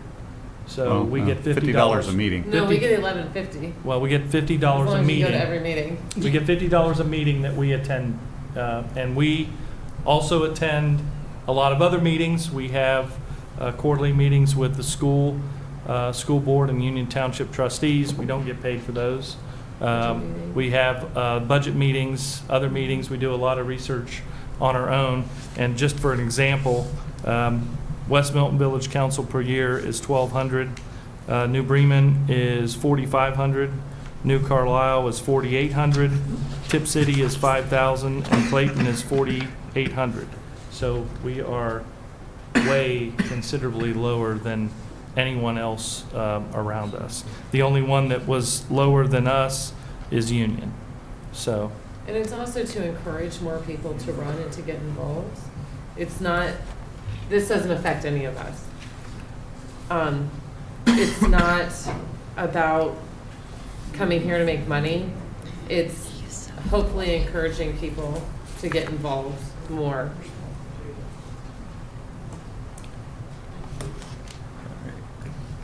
Okay. So, are you guys okay with doing that legislation first read at the next meeting then for both of those then? Yes. Okay. Yes. And Yeah. thanks to Lene for catching the organizational structure one, because I had it originally drafted as a resolution, but she found it and fixed it. So, and that's all I have. All right. Thank you, Joe. Yeah, you're welcome. Thank you. Yeah. Next, we have replacement of the police department cruiser. Chief. So each of you should have received this year the 5-year capital improvements plan for the police department. I had passed that around prior to budget time as a multi-page document that showed you all the things that we're going to need to replace over the next 5 years. I think it goes through 2031. So I came to you last year and asked that you would allow me to order a police car because they do cut off the ordering early on, which would mean that we could still get the car in 2026 instead of potentially not getting it till late 2026 or early 2027. And if you allow that, I'm going to have legislation, or not legislation, but a resolution on the November 1st, or the first council meeting in November, for you to approve to allow me to make that purchase. It would be the same thing again. It's only with approval of the budget that we do. By us ordering the car doesn't mean we're stuck in keeping it. They could sell it easily. And we wouldn't make that purchase of it and actually make the transaction till after the budget's approved in January and we're allowed to spend out of the 2026 budget. That's all that's about. All right. Okay. Awesome. Any questions? Next, we will discuss ordinance CM-2565, the tattoo and/or body piercing establishments within the village. I know we talked about it at our regular council meeting earlier this month. Any discussion from council? So in reading all of it and post the discussion after the last meeting, is it ordinance 116? Is that what it is? Chapter 116. Chapter 116. My take on it was a straight repeal on it, so that it just defaults to the health department in the county, which follow the state laws. So we basically all put our heads together and just did a short, straight repeals, that kind of. That's correct. And then down the road, it would probably go to the zoning board to, as part of their rezoning of the village, part of their overall plan, to look at where it makes sense for those places, establishments to be, which, you know, basically anything along, my opinion, Miami Street corridor. Down the road, somebody will be, you know, they will be making a decision on just whether it's zone B, 2, 3, stuff like that. Everything along the corridor is B1, B2, B3. Jeff's not here. Something like that. But, you know, it just makes sense that they be in places that make sense. So that will be determined at a later time, but it would, after it's voted on, and then there'd be a second vote at another meeting, and then it would be go into effect 10 days after that. Is that how it works? So that was kind of the thought pattern. Anybody else want to speak to it? Was Can I just read my Constitution research? We're just It's doing a quick. straight repeal, so. Yeah. Yeah. I feel very firmly about this, and this was something that when it came up, like, we started discussing, and then just getting it out here. Just if you're listening, there have been courts that have found it to be unconstitutional to ban tattoo parlors, and I'm just happy that we can repeal this ban, even though it hasn't been found to be unconstitutional in the state of Ohio. The fact that it has been found unconstitutional, I feel like that's really important, and so I appreciate the work that's gone into this.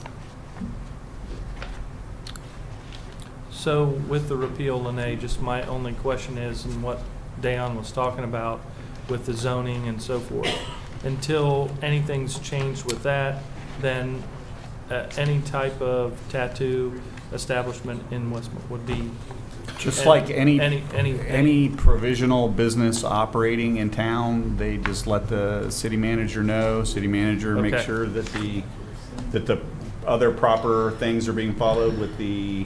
Right, I did ask Jeff if it falls into any of the other categories, so people wouldn't have to ask for a variance or anything like that to Right. do it.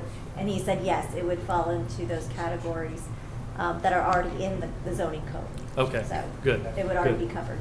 Okay. I So they wanted just have see to, how just that- like any new business starting the village, they'd let the village manager know, and it would go forward from that. Is that? Right. So, and until another time. So yeah, it would be a straight repeal. There'd just be coordination with the business owners and the village manager, and it would just move forward that way. And there's nothing with the repeal, with this ordinance, anything from your perspective on a legal opinion or legal aspect with anything that's being done in Covington or Tip City or Piqua or Troy? Not that I you're could find, no. Okay, so nothing you're concerned about? No. Okay, perfect. Yep. Thanks. So then do we move in to regular session to repeal it? If you want to do something with it, yes. We need to make I a- motion we move into regular session to appeal, Chapter 160. To do ordinance to do CM-25-65. ordinance CM-25-65. Second.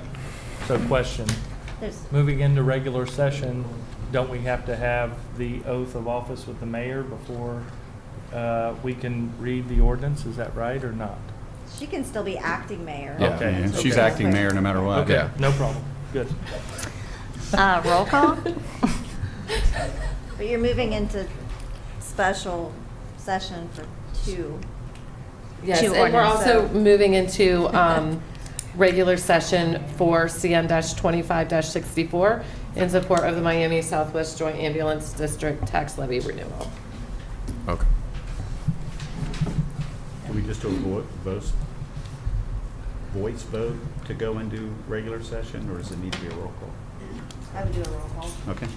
Mr. Dorman? Yes. Mr. Todd? Yes. Ms. Mitz? Yes. Ms. Gregory? Yes. Mr. Vogel? Yes. Mr. Satters? Yes. All right, so a reading of Resolution CM-25-64.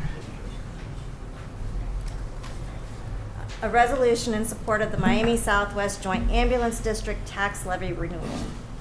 Whereas the Miami Southwest Joint Ambulance District is proposing a renewal of an existing tax levy for the purpose of ambulance service and emergency medical service. And whereas the Miami Southwest Joint Ambulance District serves the residents of the municipality of West Milton along with other area villages and townships. And whereas the Council for the Municipality of West Milton supports the Miami Southwest Joint Ambulance District's request for renewal of a tax levy of 1.5 mils. Now therefore be it resolved by the Council of the Municipality of West Milton, Ohio, that Section 1, Council hereby supports the passage of Miami Southwest Joint Ambulance District's tax levy on the ballot this November. Section 2, this resolution shall take effect and be enforced from and after its passage. I'll make a motion that we pass CM-25-64 as written and read. Second? Roll call? Mr. Dorman? Yes. Mr. Todd? Yes. Ms. Gregory? Yes. Mr. Vogel? Yes. Mr. Satters? Yes. Acting Mayor Metz? Yes. All right, and the reading of ordinance CM-25-65, the repealing of Chapter 116. It's an ordinance repealing Chapter 116, tattoo and/or body piercing enterprises of the Code of Ordinances of the Municipality of West Milton, Ohio. Whereas the Council of the Municipality of West Milton finds that the prohibition on tattoo and body piercing establishments enacted in 2007 with the passage of Ordinance CM-07-31 is outdated and inconsistent with current community interests, economic development goals, and state-regulated public health standards. And whereas Ohio Revised Code, Chapter 3730, and Ohio Administrative Code, Chapter 3701-9, provide comprehensive health and safety regulations governing the operation of body art establishments enforced locally by the Miami County Health Department. And whereas council desires to align local law with these state standards by repealing the existing prohibition, allowing such establishments to operate subject to applicable zoning and business regulations with specific zoning classifications to be addressed during the ongoing comprehensive plan and zoning code update. Now therefore be it ordained by the Council of the Municipality of West Milton, Ohio, Section 1, that Chapter 116 of the Code of Ordinances, tattoo and/or body piercing enterprises, is hereby repealed in its entirety as seen in Exhibit A, attached hereto and incorporated herein as if fully rewritten. Section 2, that all ordinances or parts of ordinances in conflict herewith are hereby repealed to the extent of such conflict. Section 3, that this ordinance shall take effect and be enforced from and after the earliest period allowed by law pursuant to Charter Section 4.14B5. And this is a first reading, so there will be a second reading at the next available November council 11th. meeting. Correct. That's And, November. yeah, so, first reading. That it's a two-step process. So now we just need a motion to exit our special regular session. I'll second. I motion we exit our regular session. Sorry. Second. Scott preemptively seconds. Roll call? Or all in favor? You can do a roll call, it's fine. Mr. Dolman? Yes. Sorry. Mr. Todd? Yes. Ms. Gregory? Yes. Mr. Fogel? Yes. Mr. Sodders? Yes. Acting Mayor Metz? Yes. So next on the agenda was to discuss a Premier Health donation, which I think we will push till Yeah, the two people involved were you there, Jeremy? Yeah, I was Yeah. there. Okay, what Oh, can you okay, tell good. me? But we don't have, I tried, yeah. we don't have a copy of the, like, revisions or anything, like, we don't have anything. But what's I our don't think there was timeline? there was no revisions, it Well- was just the original. So was it, oh, are we changing the original agreement? I thought, all the questions were pretty much answered. Resigned. Yeah. What were the questions? About the that were asked? signage and it was Double check that basically email. that we would have to, every 3 to 5 years or. So Premier Health has offered to give the village $200,000 in a donation for a park shelter They did stage. say too, if the bid gets higher, they would give us more probably. So the question that I had was, in the original contract, there was the word perpetuity, that they would have naming rights in perpetuity.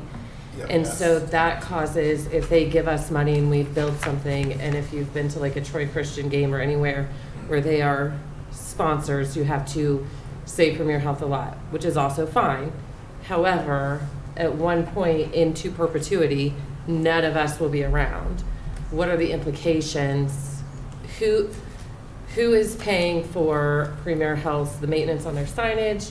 And who is paying for, like, who's ensuring that at every event that's held? Because there was some language in there that you had to talk about the support of Premier Health. And if you've been to a place where they sponsor, they say Premier Health a lot, and there's rules and there's things that come with that. So when we use the word perpetuity in a government contract, that's a little dangerous. That's a big word. Yeah, it would be premier stage at Municipal Park. So it wouldn't be Premier Park. Sorry, Jeremy, I'm not trying to cut you off. As far as like maintenance and stuff goes, this is just straight from the email Scott sent, just some of the information he had talking about like the expectation of it being touched up every 3 to 5 years would be for the stage services was what, for 123 On the village. on the village. I mean, we're taking care of the stage, so to touch up anything to do with the sign, make sure Yeah. it's in good working order, that would be. Yeah. Basically getting a free stage, we have to paint a sign. Yeah, they're I gonna mean- Well, put. is it a painted sign, or is it a neon sign, or is it, I mean, there's no specifications. And Well, I sometimes don't they would think pay for that, the sign. I don't know if anything Premier has done anywhere in neon. Usually it's in their community Right. colors, and And I would not want to miss out on this opportunity to partner with them. I agree. I love the project. I just want to make sure we're protected. And to me, when we read in perpetuity and there's not clarity on who's maintaining the Premier Health signage, I don't think that our taxpayer dollars should be used to maintain a sign. And I think that needs to be clarified inside the contract, which is what I've been asking for in emails since at least June. It would be stage users' dollars paying for the sign. not tax- Right. So are So- we gonna so have when- legislation on who is, how that's where, there's also information about like the Rock the Hill event, like how long does Rock the Hill have to go on? Because you're also depending on volunteers who are doing this event. What happens in a year if everybody that does Rock the Hill says we're not gonna do it anymore? What are the implications of So that? anybody reserving it and using it, just like the picnic shelters and other facilities there's generally a fee assessed to people using, like for large events and things like that, that those fees would go to do the general maintenance and Right. upkeeping on the facility.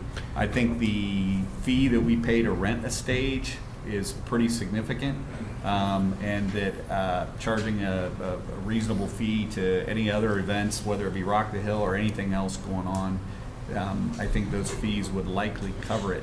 The naming or the signage thing, like my question was like, what happens if Premier gets bought by someone else? Are we responsible for replacing? Now, the contract covers that should Premier change their name or anything like that, they would be responsible for updating their signage to reflect that. I would just think that if something happened, that we would do something tasteful to, cover up an old name till such time that was done. But I just think that would be like our guys being class acts and taking care of it till such time that happened. And Lene, have you had a chance to look at the contract from Premier for this donation? Not the final draft that he's talking about. So they are going to update it. I think that was something I didn't discuss. And I Okay. think I there's probably a can't- larger discussion when Jeff I gets can't back. think they're giving us 200,000 for one 4-hour Rock the Hill. Well, no, that- one No, I mean, Signage there could be stays more there. events. I think my concern, and this is what I brought up in June when the conversation started happening, I said we need to talk about naming rights because there is also opportunity, like, I don't know what the other places have done, and I haven't done that research. I have done a lot of other research, but I haven't done that research to find out what the contracts are like with other organizations. But I feel like using the word perpetuity in a contract that is they wrote and sent to us, that's a big word to use when it talks about government money, because who at the end of the day is responsible? What are the fees going to be charged? If Rock the Hill is going to be charged $2,000 to use this stage, we can go get our own, Project Revival can go get their own stage for the same cost and just put it somewhere else in the park or do it somewhere else or not do it at all. And I think that we have to be careful of how we word that and protect. Again, it's, we're part of our job on council is to protect our taxpayer dollars. And what happens in 20 years when there's other people involved, but there's this contract sitting and somebody pulls it out and dusts it off and says, we have naming rights in perpetuity. We want them to redo all this, and it's in their contract. This is like, when you use the word perpetuity, you've got to make sure that, like, we're understanding what we're agreeing to. And I appreciate a $200,000 donation. It is a wonderful gift, and I love the project. But we also have to make sure that we're responsible with that gift. So your concern is that, like, if down the road the stage were to be, like, not being used, and that someone who with Premier would say that they have naming rights and would want us to, like, what commitment are you worried about on our end? Who's maintaining the signage? What are the and it needs to be in the contract. Yeah, I agree. It should all be outlined in the contract. And it wasn't. They get naming rights for perpetuity. So what if Premier Health changes their name, they change their branding, they change. They change the So, sign yeah, if they change that their name. information seems to be in here, Yep. that, and we can make sure that if it's not in the contract, I think that's what we're saying, is that there's another draft, a final draft that we could ensure that language is clear, that, all these things that we've been assured by them was actually in writing, that if they change anything, that would be on them, and then the normal maintenance, the annual maintenance would be on us. They have the rights to the signage. The other side also is, what if Kettering Health comes in and says, we want our name on that stage, we'll give you $400,000. Well, they're We not asked here that today. question. We asked that Right. question. and they- So- What was their response? That it's on a case-by-case basis, but probably not. But it's a contract, and so it's a contract that says the word perpetuity. They also say that they have all the rights to the signage. So we don't even have the rights to do it. They do it. Well, and the other thing, we're not a venue naming rights business for profit. We're the village council, and this is something that I think would be really nice, that we would want anyway. For I love community. the project. I know. That's what I want to be clear about. I love the trail. I Yeah. love the crosswalks. I love the stage. It's how we get there. And I started asking, and Jeff's not here, but I started asking in June about naming rights, and I was blown off, and I was blown off, and I was blown off. Okay. And then we get this contract, and it says we have naming rights in perpetuity. That's what I wanted to avoid. Yeah. Because an organization, say we had a Main Street organization, that Main Street organization, that executive director could go out in 10 years and solicit this sponsorship. And we're giving it all away. Yeah. I don't want to not take the money, but I just want to protect the future. Like, what happens is on council, we are responsible, we have to change decisions sometimes that were made a long time ago. And when you're dealing with an organization that is a lot bigger than us, and it has the word perpetuity, we can't go out and sell sponsorship of that. Our legal mind here, perpetuity means what in a contract of this nature? No, it's forever. I mean, that's what it always means. But for as long as there's a stage there and it's being used and they want their name associated with it, Right. the higher likelihood, based on our current concession stand there's a higher likelihood of them not wanting to be associated with what ends up there 40 years from now than there is of us having to be competing against Kettering for naming rights of some venue in our park. We are a very slow changing community, although we need to be concerned and diligent with this contract. I also believe we need to be gracious to anyone willing to invest this much in our community, in our park, and we need to balance those two things with a decision that best represents an opportunity for our community members. And I guess I need a little more time to digest perpetuity, because I'm spending perpetuity in this village. I'm kind of okay with it. They are the medical representation in our village. They are where you're likely going in an emergency. It's where it's the bulk of our medical care within the community when we talk about a county hospital. It actually says here, in the change of a name or change of ownership, they will change the sign at the Premier Health Hospital's expense. So in my lifetime, that's been Miami Valley Hospital. That was Detmer, then it became UVMC, the likelihood of it changing a name is more like, and them needing to change the signage is more likely to be the case than us having a problem with perpetuity, because it hasn't been one thing in our lifetime. It's been named 2 or 3 just in the short time that we've been around. EPL parking. Yeah. That's been there forever. Would there need to be language you if think, it got see that example, torn that's down? a really good example.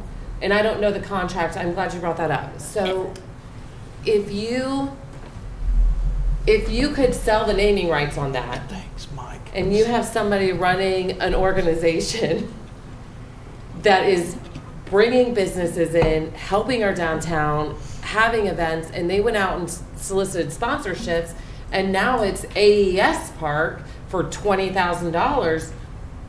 There's an opportunity that we are sacrificing forever. I But would. we don't get the park in the first place without this.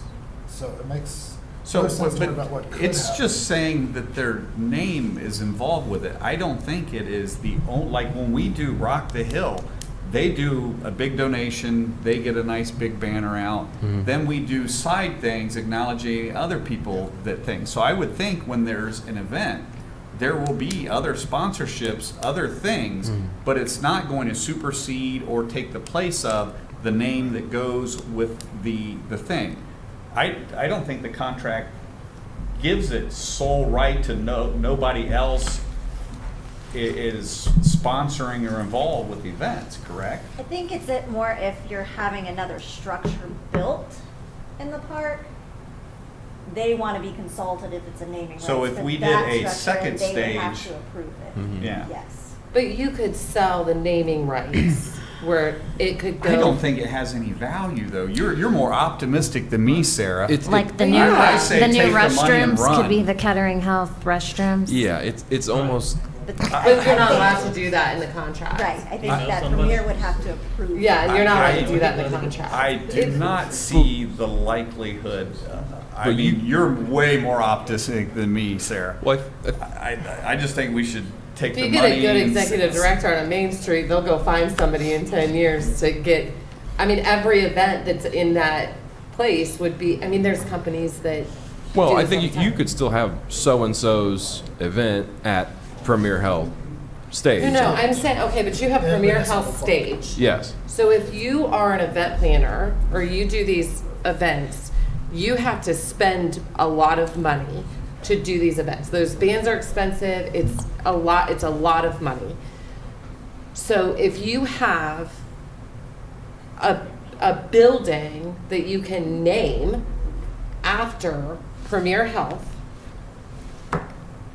and they have that name for 10 years, and then in 10 years, they have to rebuy that name. They have to continually buy it. The way it's set up right now, it's theirs forever. Any potential for, okay, Premier Health, and I don't know what's gonna happen in 10 years. If you would've told me 10 years ago I'd be sitting here, I'd have called you a fool. But like, in 10 or 20 years, if those organizations that are planning events, that's an opportunity that will never exist for them. It will never exist to be like, let me sell the name of this. And I'm not sure what other villages, municipalities, cities are doing with where they have naming rights. Pickwa has Lock 9 Park, it doesn't belong to anyone. Troy, when they do events in Proudey Plaza, it doesn't belong to anyone. It's doable. And I'm not saying I don't want their support. I want their support. I just want to make sure that we are thinking through everything. You're awesome at research. I welcome whatever other knowledge you bring to the table. got you. She is awesome at research and grants and all kinds of things. But this will come together at another meeting. It'll move forward. There'll be opportunity to share more than that. Just from what I understand of the current contract, I am very grateful that they are willing to partner with us, and I personally don't see anything that barring some information you find, I think we should shake hands, be gracious, and keep it moving. And again, we're not voting on anything tonight. Yeah. We are, you know, I just think there's discussing. caution in the word perpetuity. Like that's a Well, big. my question was, that's for forever. what's forever when we have to tear it down? You know, a structure's not gonna last forever. So And is when that an you I'm issue sure that too? language is probably in the contract. When I you just don't have a contract. I don't compared think it to it the I think park there's a likelihood of them shelter. wanting to remove their name Yeah. from, you know, something prior to, It being you know, torn down. right, Yeah. right. No, Dan, we've got big plans for West Milton. I hope so too. We are working hard. I'm just saying, when you first talked about it, perpetuity, I immediately flash forward to Back to the Future when they show what things look like in a sleepy village in 1,000 years or whatever, and a neon sign saying Premiere Flash, But that's movies and it's awesome. But the reality of it is things get old. They either get used or they don't. They either grow or they stay stagnant. This is our opportunity to grow, and I think we should grow. And if that means partnering with them, they are a powerhouse in healthcare in our community. I think they're somebody great to partner with. They are represented in other areas supporting our community in schools and sport facilities, athletic events. So No, we can't say thanks for the donation, but no thanks in case we want to sell your donation in 10 right. years. So I welcome more information, but I say we keep her moving. All right, so, old business. Anyone have anything for old business? No, ma'am. No. All right. New business. Anyone have anything for new business? Nope. All right. Before we adjourn, do we need to do swearing in? Should we do that now? Or do we do that? Typically, you do those at the council meetings, because technically Okay. you're not supposed to. make Okay, them. no, that's great. Okay. That's fine. Yeah. Are you having open to the floor? That's why all this leaning out and looking to you goes on. What? Are you That's opening okay. it to the floor? Yeah. Oh, Do we do that in workshops? We can. What? What's not on the agenda? I'm Open it to kidding. community. I'm kidding. I'm making a joke. That was funny. Is anyone dying to come and speak at the podium? Yes, I'd like to ask a question. Yeah, can you Jim, step up to the mic? you know the routine. Come on up to the podium. That's right. Well, you all said in the last meeting that these sidewalks aren't, in other words, the sidewalks, you don't have to have them. In some areas. Now, If how you can- already have an existing sidewalk, the expectation is they be. I want that ordinance on That- that, because it was a question on why can't they take them out? They're not repairing them and stuff. Take them out, put the grass back in and forget it. That is in the ordinance, I believe. We'll like get to have that that to you. ordinance. Absolutely, Jim. I think it also speaks to driveways. You can't go from a paved driveway backwards to a gravel. If you have existing gravel, you can keep it. I tried to fight that one because mine was gravel on 3 feet this side, gravel on 3 feet this side, and blacktop on 6 feet in the middle. And boy, switching it all back to gravel would have been much cheaper. But I do remember, at the time, the city manager correcting me on my thought on that and explaining to me what the rule was. So there are rules and ordinances that cover that, and we'll get that to you. But you never see no sidewalks repaired. So we are doing a big push to. You're pushing, but nobody's doing nothing. Well, it's a process. We got to give people opportunity. One of the things we'd like to do with this putting money aside is to create opportunities for people to use the money that we're putting out there.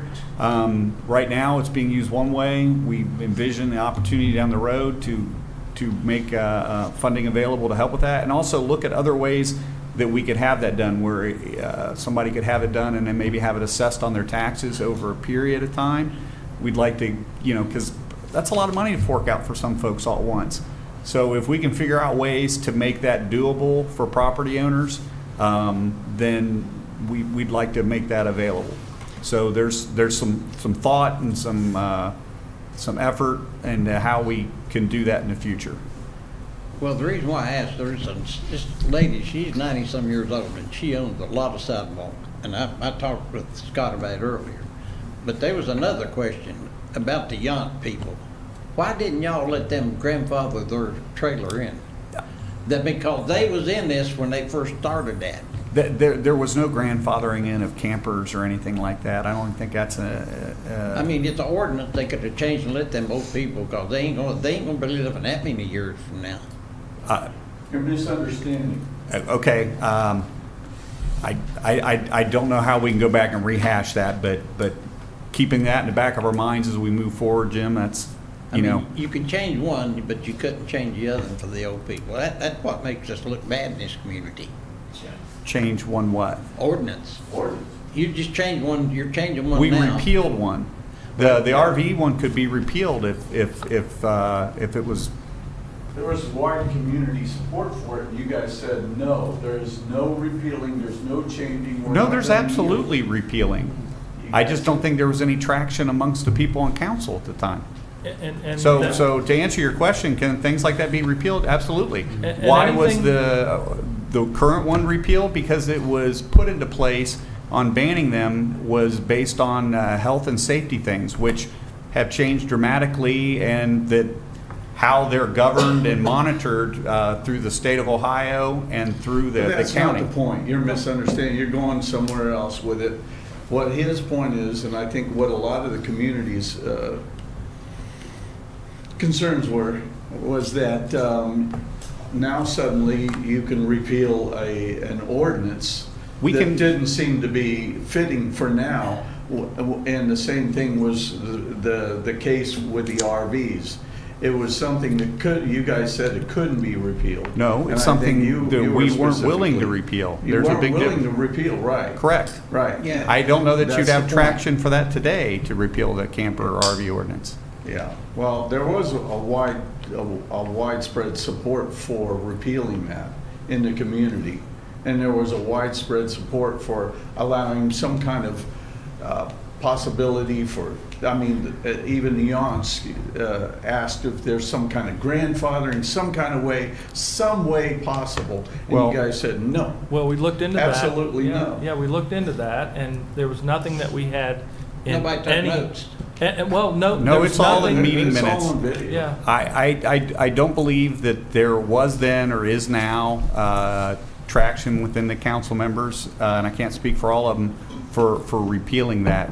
We weren't even aware there was an ordinance on tattoo Bob Cox parlors. came on to the council with this specific intent of trying to help change the thing, and he got ridiculed and bounced out, and he got frustrated, and so he wasn't even allowed back on council because he got so mad. It takes But- 4 votes to change, Yeah, repeal an ordinance. Exactly. So it would And take. you guys have the votes now to repeal, We have the votes to do a lot of tattoo ordinance, and things. you go through the process. But and it has to- you weren't willing, and I guess by your own admission, there was no, you just didn't want to do it, so it wasn't going to happen. But we Even though changed- the community felt like it was a good thing to do. But we did change the ordinance, and we extended the length and the height of a motorhome that could be parked at a residence in town. Even before that, they didn't meet the ordinance before we changed it, and even increased it to a larger size. 30 So- foot. So, yeah, I mean, so we And so there changed were it. people got and we RVs updated with it, but 29 foot and 6 inches. I think even before that. Somehow they- that was less unsightly than a 30-foot RV. It was, So- that was too unsightly. So we appreciate both of your guys' input on this, and there will always be the opportunity for people that sit in these seats to change ordinances, to listen to public opinion, to take the feedback, and to adapt and change, just like this one changed 2 decades or a decade and a half later. Maybe one day that one changes. Well, But we what will I- continue to listen to our citizens and evaluate and adapt. Well, what I was just trying to explain is it looked bad on the board members for something like that, for them Council. 80-some-year-old people that has had it there for 20 years. You don't know the half of it. I go to church with those wonderful folks. Well, I know them people. I So, mean, so, you know, but so that's what I'm my saying. grandparents lived in that plat my whole life. You couldn't ask for nicer people. But sometimes rules are about the community at large and not one set of people. I've got one other thing. Absolutely. One set of people, though, Ron, it was a lot of Rules are other made to people be that broken. it down. Think about that. That's what it seems like. Thank you, gentlemen. All right. Anyone else? All in motion to adjourn? I'll make A a motion to motion. adjourn. Second.